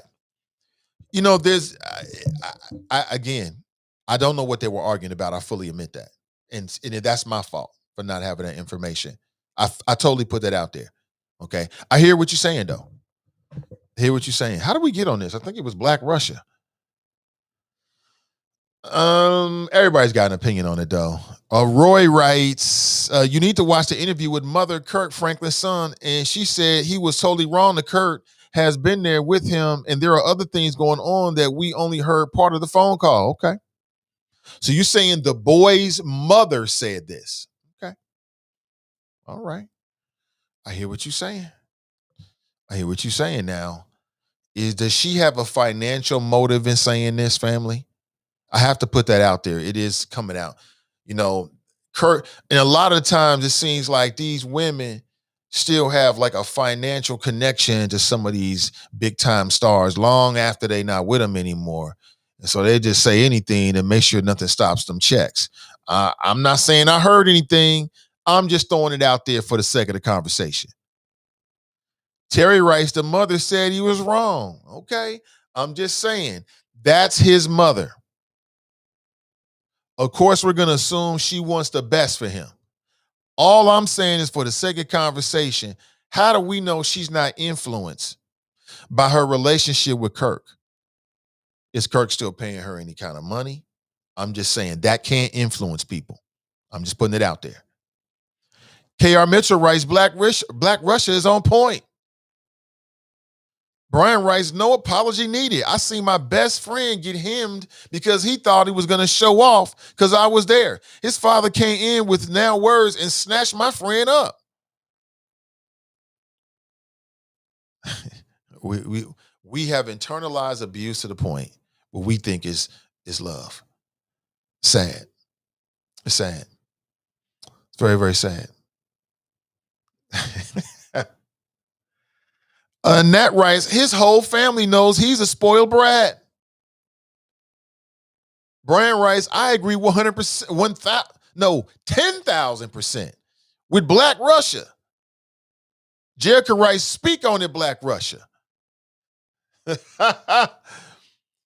Greater Cincinnati Curl Union writes, totally disagree with you, Nate. If any of us are tested by humanity, that humanity will be displayed, regardless of name or fame.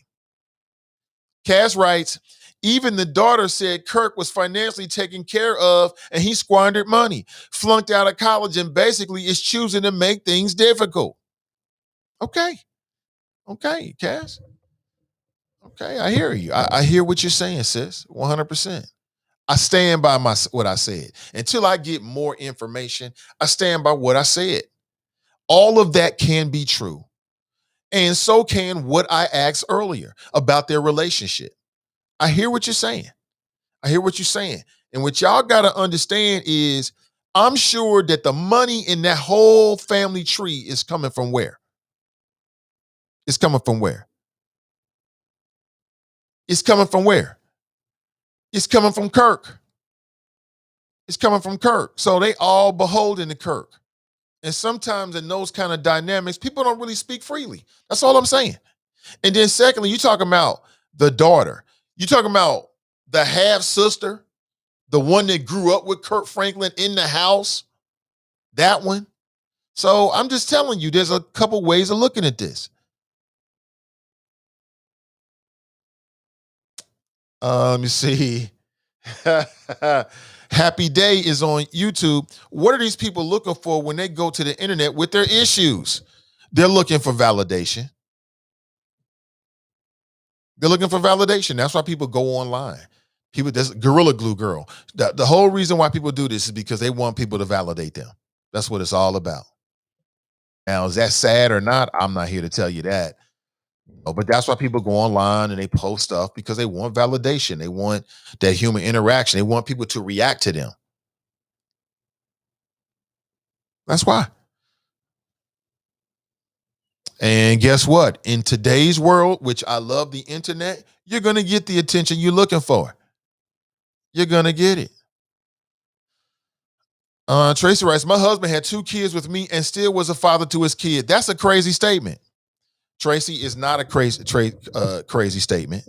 It's not, and you know it's not. And just what your husband did is phenomenal.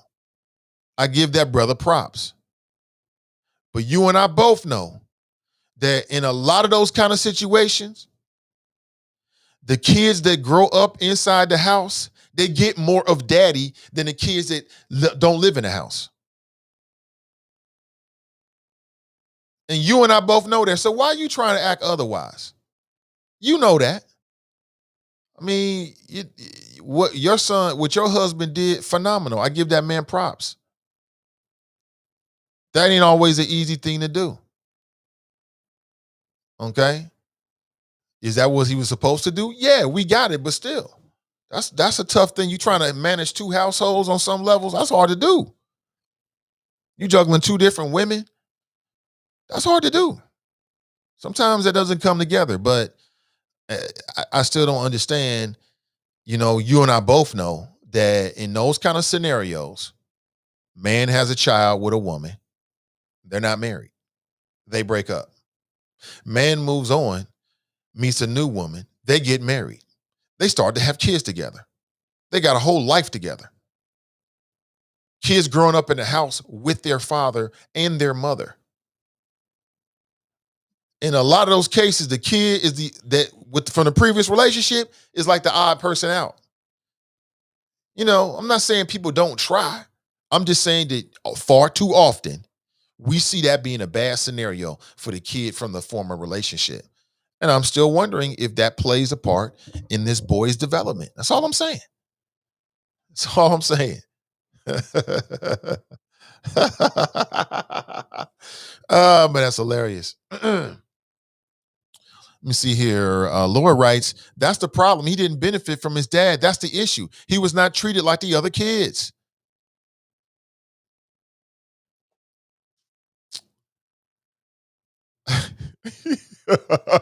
Maurice writes, glorious resurrection. My father did the same thing, but I didn't record our conversation. Tracy replying to Cass writes, man, F that grown ass man. Tracy's taking a very strong opinion on this one. I think you're wrong, sis, but you're taking a strong opinion nonetheless. Want to remind everybody that today is the day from 1 p.m. to 2 p.m. today over at Corinthian Baptist Church. You are invited to the public swearing in and reception honoring Charlie Winburn. He's the first African-American Hamilton County treasurer. He was my guest yesterday and talked about some of his plans, which I think we can all agree are interesting. I'd like to see him do everything he said. I'd like to see him do everything he said. And I don't think anybody across the board would disagree with it, including and especially bringing more diversity to the office of Hamilton County Treasurer. But if you'd like to be in attendance today, please feel free to do so. This is an invitation. It's going to be from 1 p.m. to 2 p.m. at Corinthian Baptist Church here in Cincinnati, Ohio. Beautiful Cincinnati, Ohio, 1920 Tennessee Avenue. And you can connect with Charlie Winburn yourself. A complimentary box lunch on the go will be provided for all participants. Plenty of social distancing will be in effect, and a mask is required. Do not show up without your mask. It's disrespectful. Today's show is brought to you by my friends at Focus 2021 series. Get your free 142-page ebook. And while you're doing it, sign up for 30 minutes of free professional coaching or life coaching. And you can go to renewcommunitychurch.org. To my friends on the audio side only of the world out there, my friends on TuneIn, thank you for listening. To my friends on Spreaker, thank you for listening. Go to renewcommunitychurch.org. Again, renewcommunitychurch.org.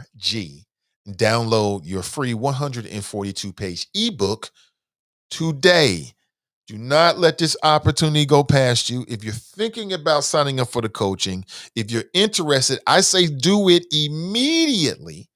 All right. So you can at least get your spot in line. All right. It's the Focus 2021 series. And we're going to catch up with Charlie Winburn in the next couple of weeks to talk about that specifically here on the show. Jerica writes, pause. I thought it was okay to have differing opinions from the host. Because our opinion may be different than yours, Nate, that doesn't mean we aren't keeping it real, big bro. Oh, boy. Oh, boy, Jerica giving me the business. Yeah. Okay, sis, we'll leave it like that. Okay. Cass writes, Bishop, is you about to preach? I thought so. Yo writes, Nate, your logic is definitely off. My brother has 2 kids and got remarried, had another one in a new marriage. He never missed a beat with his other two, and they are still very close. For me, it depends on the man himself. Don't put all in the same boat. I'm not putting all in the same boat. I'm just saying for the people that are in that boat, far too often we see that the kids on the outside looking in don't get as much as the kids on the inside looking out. And I can't believe y'all resisting this. Now, how are we going to get out here and fight these big complicated issues? And we can't agree on something as simple as that. Huh? We've got a problem. We got a straight problem. This is easy. This is easy. Anthony writes, you still speaking from your own point of view, so all the other stuff don't matter, Bishop? Yo writes, how old is Joshua? I don't know. Glenn writes, wait, what? Hugh Hefner isn't black. Stop generalizing black folks, Bishop.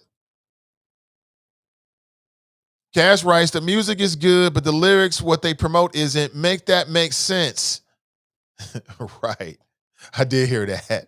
He did say that. Y'all ain't missing a beat, man. Can't nobody say nothing with y'all.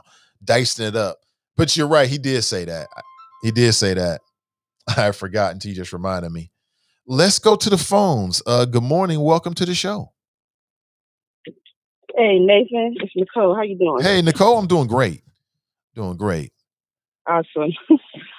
I wasn't going to call because I really don't even care too much about this whole Kirk Franklin and his son thing, but I guess I do because it's just a little bit disturbing to me that people don't see the possible impact of how his son feels from not being raised with his father.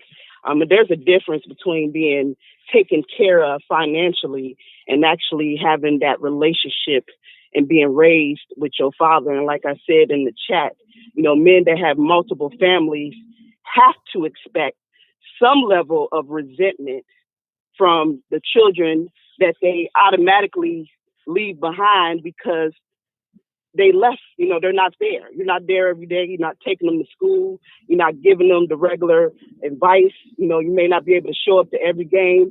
And if you're, married and having a new life somewhere else and you're a star at that, you're probably not even in the home where those kids are. But everyone benefit financially, so everybody should just shut up, I guess, right? It's not the same. And for people to just jump, oh, he's 32, 33, and totally disregard the backstory to why they have a toxic relationship right now. It comes from the source of that childhood. And I've seen him recently on Tamron Hall show. He and his wife, Kirk Franklin and his wife, and the interview to me was very disturbing because it was like he was unwilling to even take accountability, and Tamron was asking him some very tough questions. Like she wasn't, playing to his celebrity and saying, well, she was really asking him, and I guess even his son now is alleging some sort of abuse, and she challenged him on that, and he was fumbling on that answer. So to me, I think people have to consider those things. And it also reminded me, I don't know if you remember the story with Terrell Owens. What happened to Terrell Owens? Big star, everybody, he was up and coming and just like the man. And then like that, all of it was taken away from him. You know what I mean? And almost like a Chad Johnson or whatever. And I had seen him on Ayanna Van Zandt, right? And she was trying to help fix his life. His backstory was so sad that, it made me feel for him and just see him in a different light. And I don't know if everybody know, most people probably do, but, when he was raised, he was born, his mother was like 16 years old, staying with her grandmother or whatnot. And the grown man across the street, she had sex with him and he was married with kids. So now, as you can imagine, this 16-year-old had a child with a grown married man. So the thing back then, I guess, was to not say nothing, not to make the wife feel any kind of way. So she moved away, the mother, but left Terrell with the grandmother.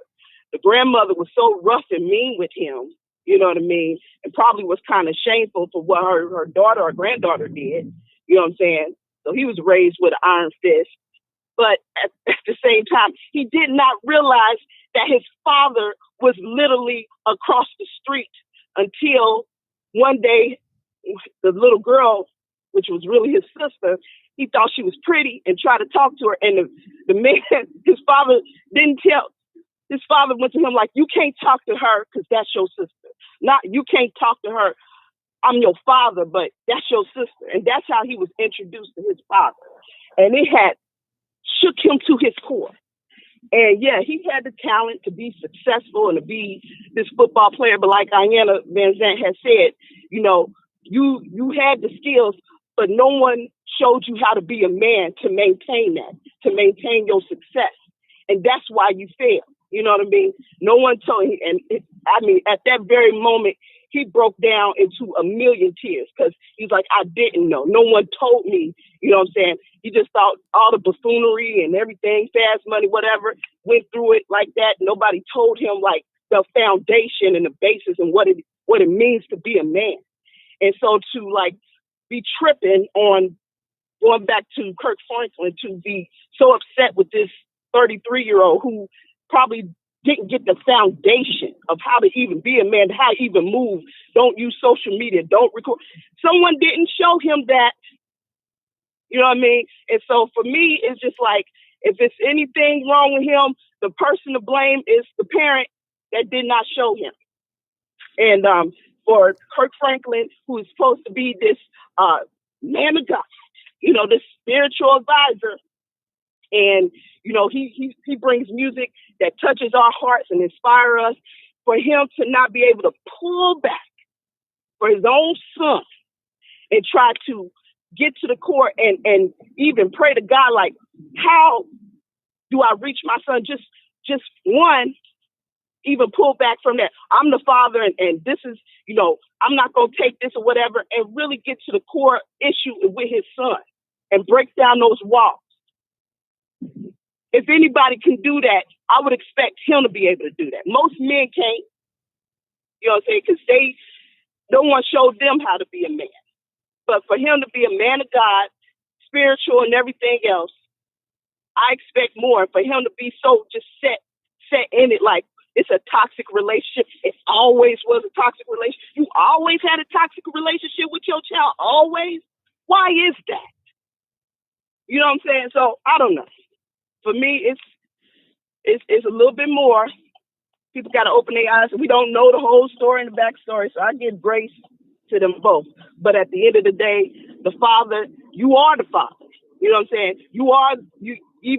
Y'all both are grown men, but the father has a responsibility to make it right and to own up to whatever he did or did not do for his son to feel the way he has and to protect him right now, because now the world is coming down on him, on both of them. But I would, as a father, even with everything he said, he might be mad with what he said and what he did, but he should be shielding his son. If he's saying he got mental health issues, he's always had issues, you should be protecting your son right now, because with everybody and what everybody opinion, what everybody's saying on social media could drive him to suicide. You know what I mean? If he got mental health issues like that for real, and he ain't even doing that. So that's all I got, brother. That's all I need. Thank you for the call. That's TNT checking in. And I agree with everything she said. We don't know. People jump into conclusions because you saw an interview. We don't know. How do we even get on this? I think that was Black Russia that brought this up.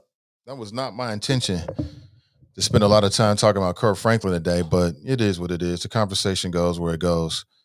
513-873-7134. And it is a very interesting topic. I give you that. Like I said, Donnie B is going to chime in later today as well. I know she's planning on talking about Kirk, among other things. So if it's a topic that you're interested in, you want to keep the conversation going, you can, of course, pick it up with her today at 12:30 p.m. All right. All right. Let me jump around here because there's a couple things that I want to share with you that may not be on your radar screen. Okay. That's not even be something that you're even thinking about. But I want to just remind you to keep your eyes on that House Bill 109 and the House Bill 22. Now, of course, we spent, Tuesday or Wednesday talking about it. Super important.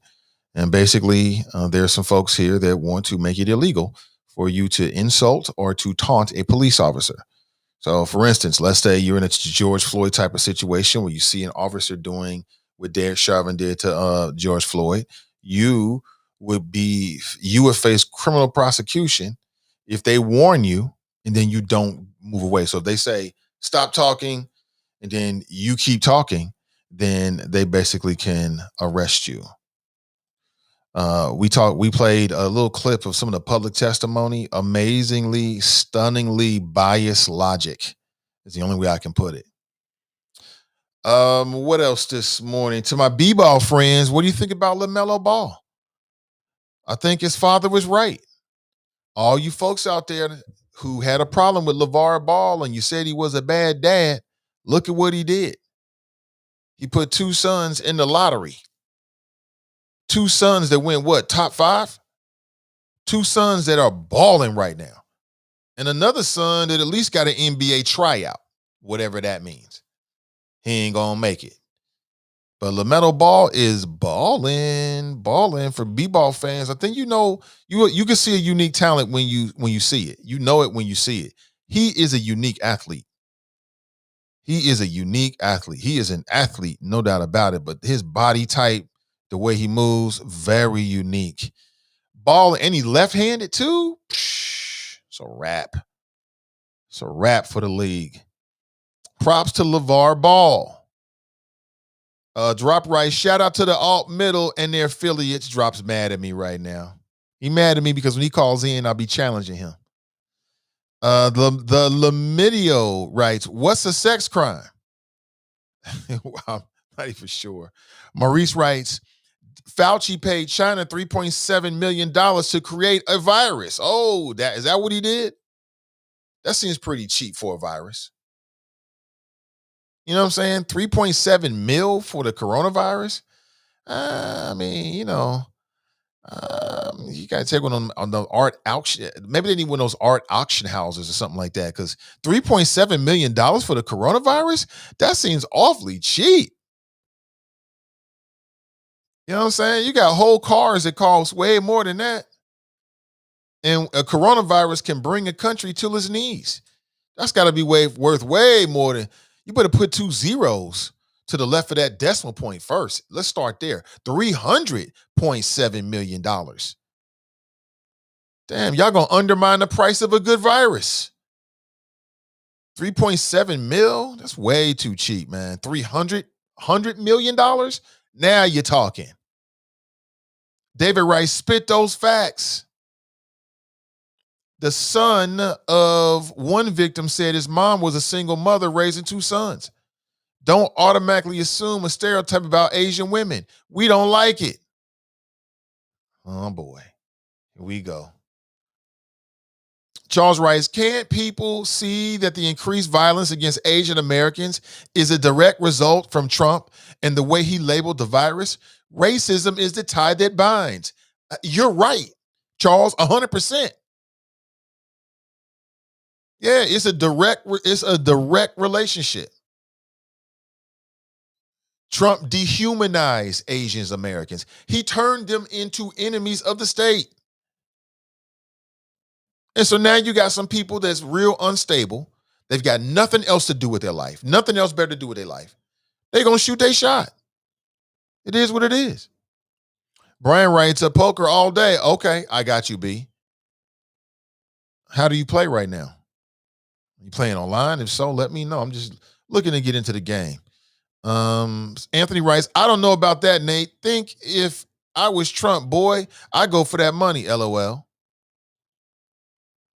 Eric writes, the son responded to Ricky Smiley. The boy ain't right, did he? Oh, boy. Hold on.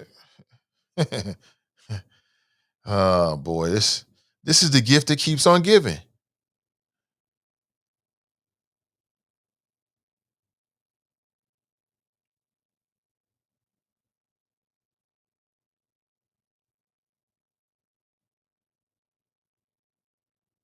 All right. I want to make sure I typed it in. Here it is. Kirk Franklin's son, Carry On, claps back at Ricky Smiley and the brat. Y'all want to see this? Oh, boy. Here we go. How much time we got? 9:42. Yeah, I got time for this. I ain't going to front and act like I don't.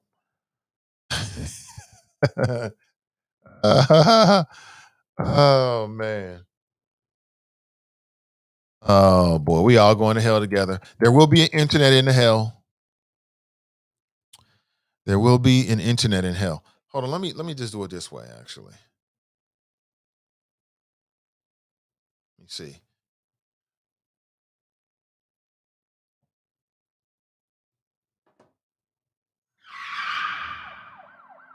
All right. Can you hear that? I think you can.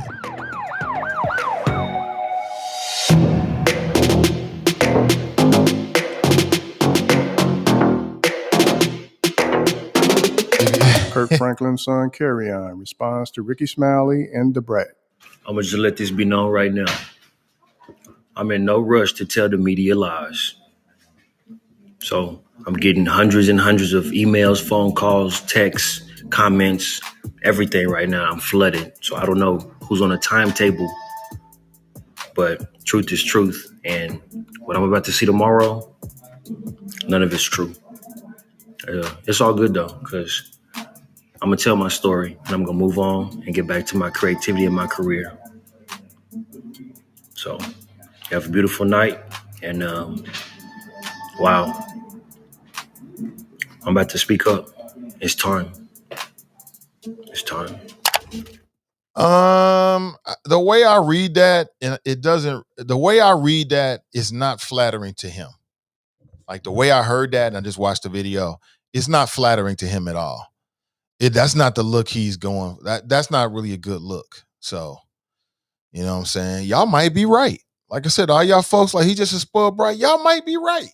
Again, I'm not telling you I think I'm 100% right. I'm just giving you my opinion about it. Okay? As I slowly back away. No, I'm serious though, but you know, that didn't look right at all. So he said he gonna speak his truth. Is he just clout chasing with his father? He was giving everything, but it wasn't enough. I don't know. Y'all might be right. I will say that. That was not flattering. The same lady who interviewed Kirk says she reached out to the son and didn't respond, but he kept posting on his page. Does he actually want to clear the air, or does he just want attention? Billy writes, from mom's interview, she said they work well co-parenting. The son is throwing a tantrum. We haven't heard from the son because he got what he wanted. He created havoc. Okay. Dale writes, thank you for being real, Nate. The financial going from the mother. She watching her stash. Yep. Could be. Could be. Let me see. What? What is he? What? Calm down, Glenn. Of course, we get the Bob Barker reference. It just whack. That's all. I'm going to clown you about it. You clown, I clown. Number one, how's a podcast? Number two, do we still have the what? Man, y'all is silly. Let's go to the phones. Good morning. Welcome to the show. Good morning, dear brother. How are you? I'm doing well. Sister Iris. Welcome. Thank you so very much. I just wanted to give a slight update on our trip to Columbus to the state capitol to speak against House Bill 22. And then I also want to make you and the listeners aware what we've done is compiled all of the bills that are coming down on the fast track that are either expanding codes to increase penalties on people as it relates to police rioting, protesting, walking, drinking while Black, all those good things. And then there's one bill that I really want to lift up out of this and that we talk about, because this bill is on the fast track too, dear Brother Nathan, and that's House Bill 99 that will give teachers the ability to carry guns in schools. And so, but before we take a dive in that, I want to again thank State Rep Cedric Denson for sending the alarm and understanding how important it is to connect with us in Southwestern Ohio on what is taking place at the state level so that we can begin to organize our responses, understand what this can do, how it impacts our lives, and what does that mean on the local level. I want to thank him for that. When we went up to the state capitol the other day to be an opponent against House Bill 22, and that bill is the bill that is trying to open up the definition of the offense of obstructing justice. And in addition to that, to include failure to follow a lawful order from law enforcement officer or diverting a law enforcement officer's attention. And you played the video from the chief of police of Columbus, the city of Columbus, Ohio, and you heard what he had to say, so you understand where the proponents are going. From what I was told, we had a successful day. They did not vote on House Bill 22, but that doesn't mean that they won't. That was its third hearing, I think, in 2 weeks. That is an extremely fast track. But there are 3 other bills that complement House Bill 22, along with House Bill 99. And this is to amend the sections 109. And when I'm talking about these sections, and I'm referring to the Ohio Revised Code, that's why you need policy people who understand policy and law to help interpret what this means for everyday people. And before I hang up, I'm going to tell you what we're going to do so that we can all understand better what these bills will and can do. And so that House Bill 99, 2923.122 of the Ohio Revised Code, to expressly exempt persons authorized to go armed within a school safety zone from a requirement that peace officers' basic training be obtained, and to require that those persons successfully complete firearm training that meets or exceeds the training requirements for concealed handgun licenses for the exemptions to apply, meaning they only have to take like 8 hours of training and then they are able to carry guns into schools. This is a very important conversation, dear brother Ivy, because we're having these conversations over removing resource officers from our schools, but this bill will allow teachers to have guns. And I don't know, teachers could be problematic with guns around children in the schools, knowing that our children are seen differently. They're held to a different standard. This can be total chaos for us. The next bill, House Bill 109, which is extremely problematic because this is the one that is directed towards protesting in the streets. And this is, again, there are about 1, 2, 3, 4, 5, 6, 7, 8, 9, 10, 11 Ohio revised codes that this will be applied to and attached to. And it reads, to increase penalties for certain assault, vandalism, and riot offenses to allow peace officers to bring civil suits against persons participating in a riot and to prohibit bias. Well, we don't know a lot about what they mean about this language. And so an officer can simply say that Mr. Ivy is trying to create a riot when it didn't happen. And just based on police officer's word, that could be taken as truth. This bill, if you read it in its entirety, it will be problematic, especially for those of us who don't mind and aren't afraid to take it to the streets and let our voices be heard. And that one is on a fast track as well. There's a Senate bill 41 that I'm not really familiar with, but it's written in the same vein, revising a bunch of Ohio revised codes, restitution for vandalism, inciting to violence, aggravated riot, inclusion of certain vandalism, conduct with conspiracy, all of this language that we may not understand and how it is applied to these Ohio revised code, and then what does that mean to us? And this is another one that complements the bill around protesting, right? And we saw last year where people were coming into our communities doing the damaging and the vandalism to property, but they kept saying, oh, it's Black Lives Matter people, meaning that it must be Black people, which wasn't true. So this is another one that's in the Senate, has not made it to the House yet, and I don't know where that is, the Senate bill, just yet. We will today know exactly where all of these are.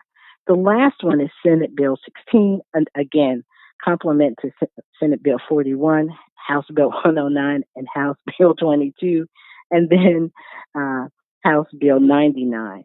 This one, again, opens up a lot of Ohio to amend sections in a lot of Ohio revised code sections regarding a civil action for emergency service responders based on a civil rights abridgment or false complaint, and certain crimes regarding conduct directed at an actual or perceived emergency service responder. Now, I don't know what happened, don't know why this is, don't know, why someone wrote this into a bill. But again, we can determine that these bills, if they do make it into law, that they will be disproportionately applied to Black life.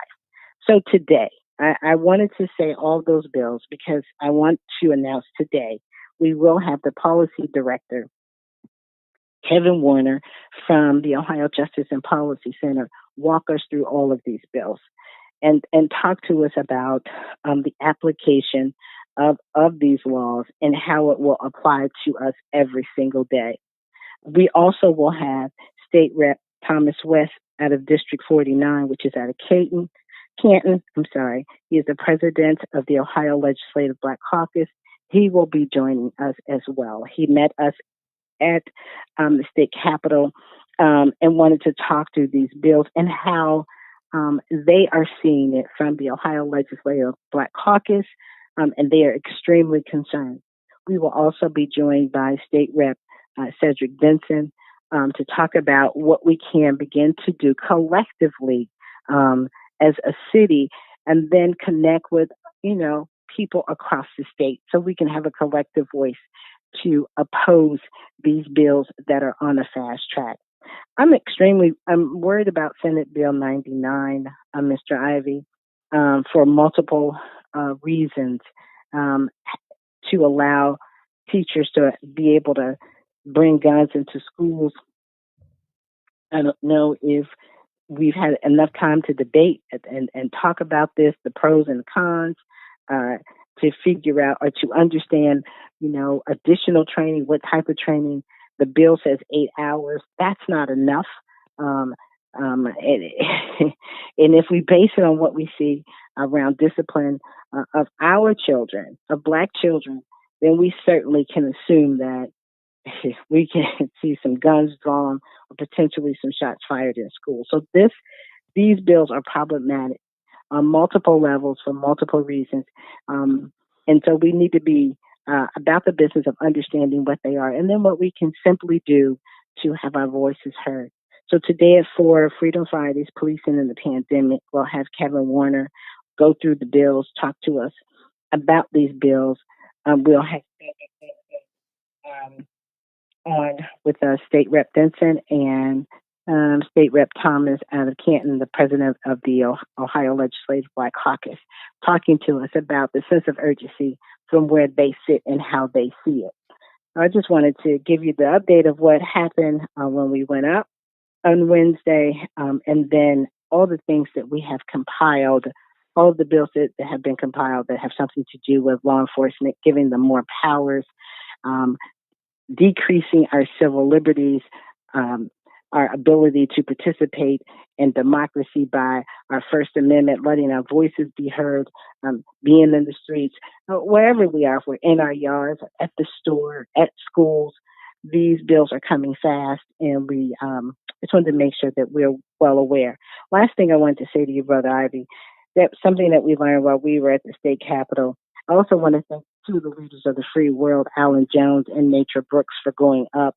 It was their first time. It was for Alan. It was his first time being at the state capitol, participating and watching how things flow. And he was excited, intrigued, yet disturbed at how much is coming at us so quickly. So they are not only learning the provisions of the collaborative agreement, but they're learning where things come from to upset what you're trying to do locally. We also learned that the state of Ohio in the last 2 to 3 years has increased the way that you can be charged as a felon by 70%. I think it's like 400 and something different ways. I didn't even, I never thought about who comes up with these penalties or laws, who comes, and how do they think about them. And all of these things are, disproportionately applied to us in a very egregious way. And that was just traumatic to hear. I was listening to Kevin Warner from OJPC talk about it, and Gary Daniels from ACLU talk about it in the context of opposing House Bill 22, because we have all these things already in place. It's already against the law to interrupt an officer while they're doing, their job. There are penalties and fines and laws already for that. So why create additional ones? It was an impactful day, but it was a learning day. Now we want to continue that learning. So if anyone wants to join us, 4 o'clock, Freedom Fridays, Policing in the Pandemic, you know how to get the link. You can join us on Facebook. But what we cannot do is stand back and say we didn't know these things were coming down the pike and that we didn't know the impact that it will have. Here it is in your face. And we need to hold our state reps, state senators accountable. They need to bring these things back so that we're not at the last moment trying to organize and speak up and speak out against it. My whole conversation with the Criminal Justice Committee was that House Bill 22 will sabotage, upset, override all the provisions that we have set forth in from the collaborative agreement, which is well over 400 policies that we have changed, it will just create more confusion and chaos, more ways for Black folk to be locked up, and that's not what we want. That's not the goal. So hopefully that will die. Don't know, but we just need to keep our eyes open. We've already seen it pass in Kentucky and I think in Louisiana. So we just need to keep our eyes and ears open. All right. That's all I wanted to say, dear brother. All right. Thank you for that, Sister Iris. Appreciate it. No problem. Thank you for listening. Yeah, most def. Keeping us up to date. Hopefully you kept up with that. And appreciate it because they went up there this week. So people have their eyes on some of the things that are happening from the state side. We should be more mindful about that. So I appreciate it. And with that is my time, family. I got to make a move. Check out the Is It Just Me podcast later today at 12:30 p.m. Dope Chicks Collective on Sunday. Also on Sunday, brand new podcast, Melody Insights. They're going to be streaming live on Sunday. So check it out. Around 5 p.m. approximately on Sunday. You'll get a notification if you already get notification. You're subscribed to this Facebook page. You'll get a notification and you can check them out. Say hello. Check out how they do what they do. That's on Sunday, 5 p.m. approximately. And they've got 4 episodes up now on Spotify or Spreaker or Google Podcasts, Apple Podcasts. You can check it out. Just search for Melody Insights Podcast. All right. When you have a teenager, sometimes they just like dancing in the doorway. Do your teenagers do this? She's just dancing. I don't know why, but she's just dancing. Get your free 142-page ebook today. And while doing so, sign up for 30 minutes of free life or business coaching, depending on what you're looking for. It's all a part of the Focus 2021 series. Go to renewcommunitychurch.org this morning. Also, Charlie Winburn is going to be sworn in today at 1 p.m. He will be the first African-American Hamilton County treasurer. It's going to be a Corinthian Baptist Church if you're interested from 1 p.m. until 2 p.m. today. Masks are required. A complimentary box lunch will be provided on the go for our participants. Social distancing will be in effect. And if you need more information, call Zakiya Allen at 513-477-8098 this morning. Have an excellent day, choppers. Thank you for being a part of the conversation. I'll be back in better than ever, hopefully on Monday morning. We'll chop it up on everything going on in Cincinnati and beyond. It's the Nathan Ivey Show. Until next time, I'm out.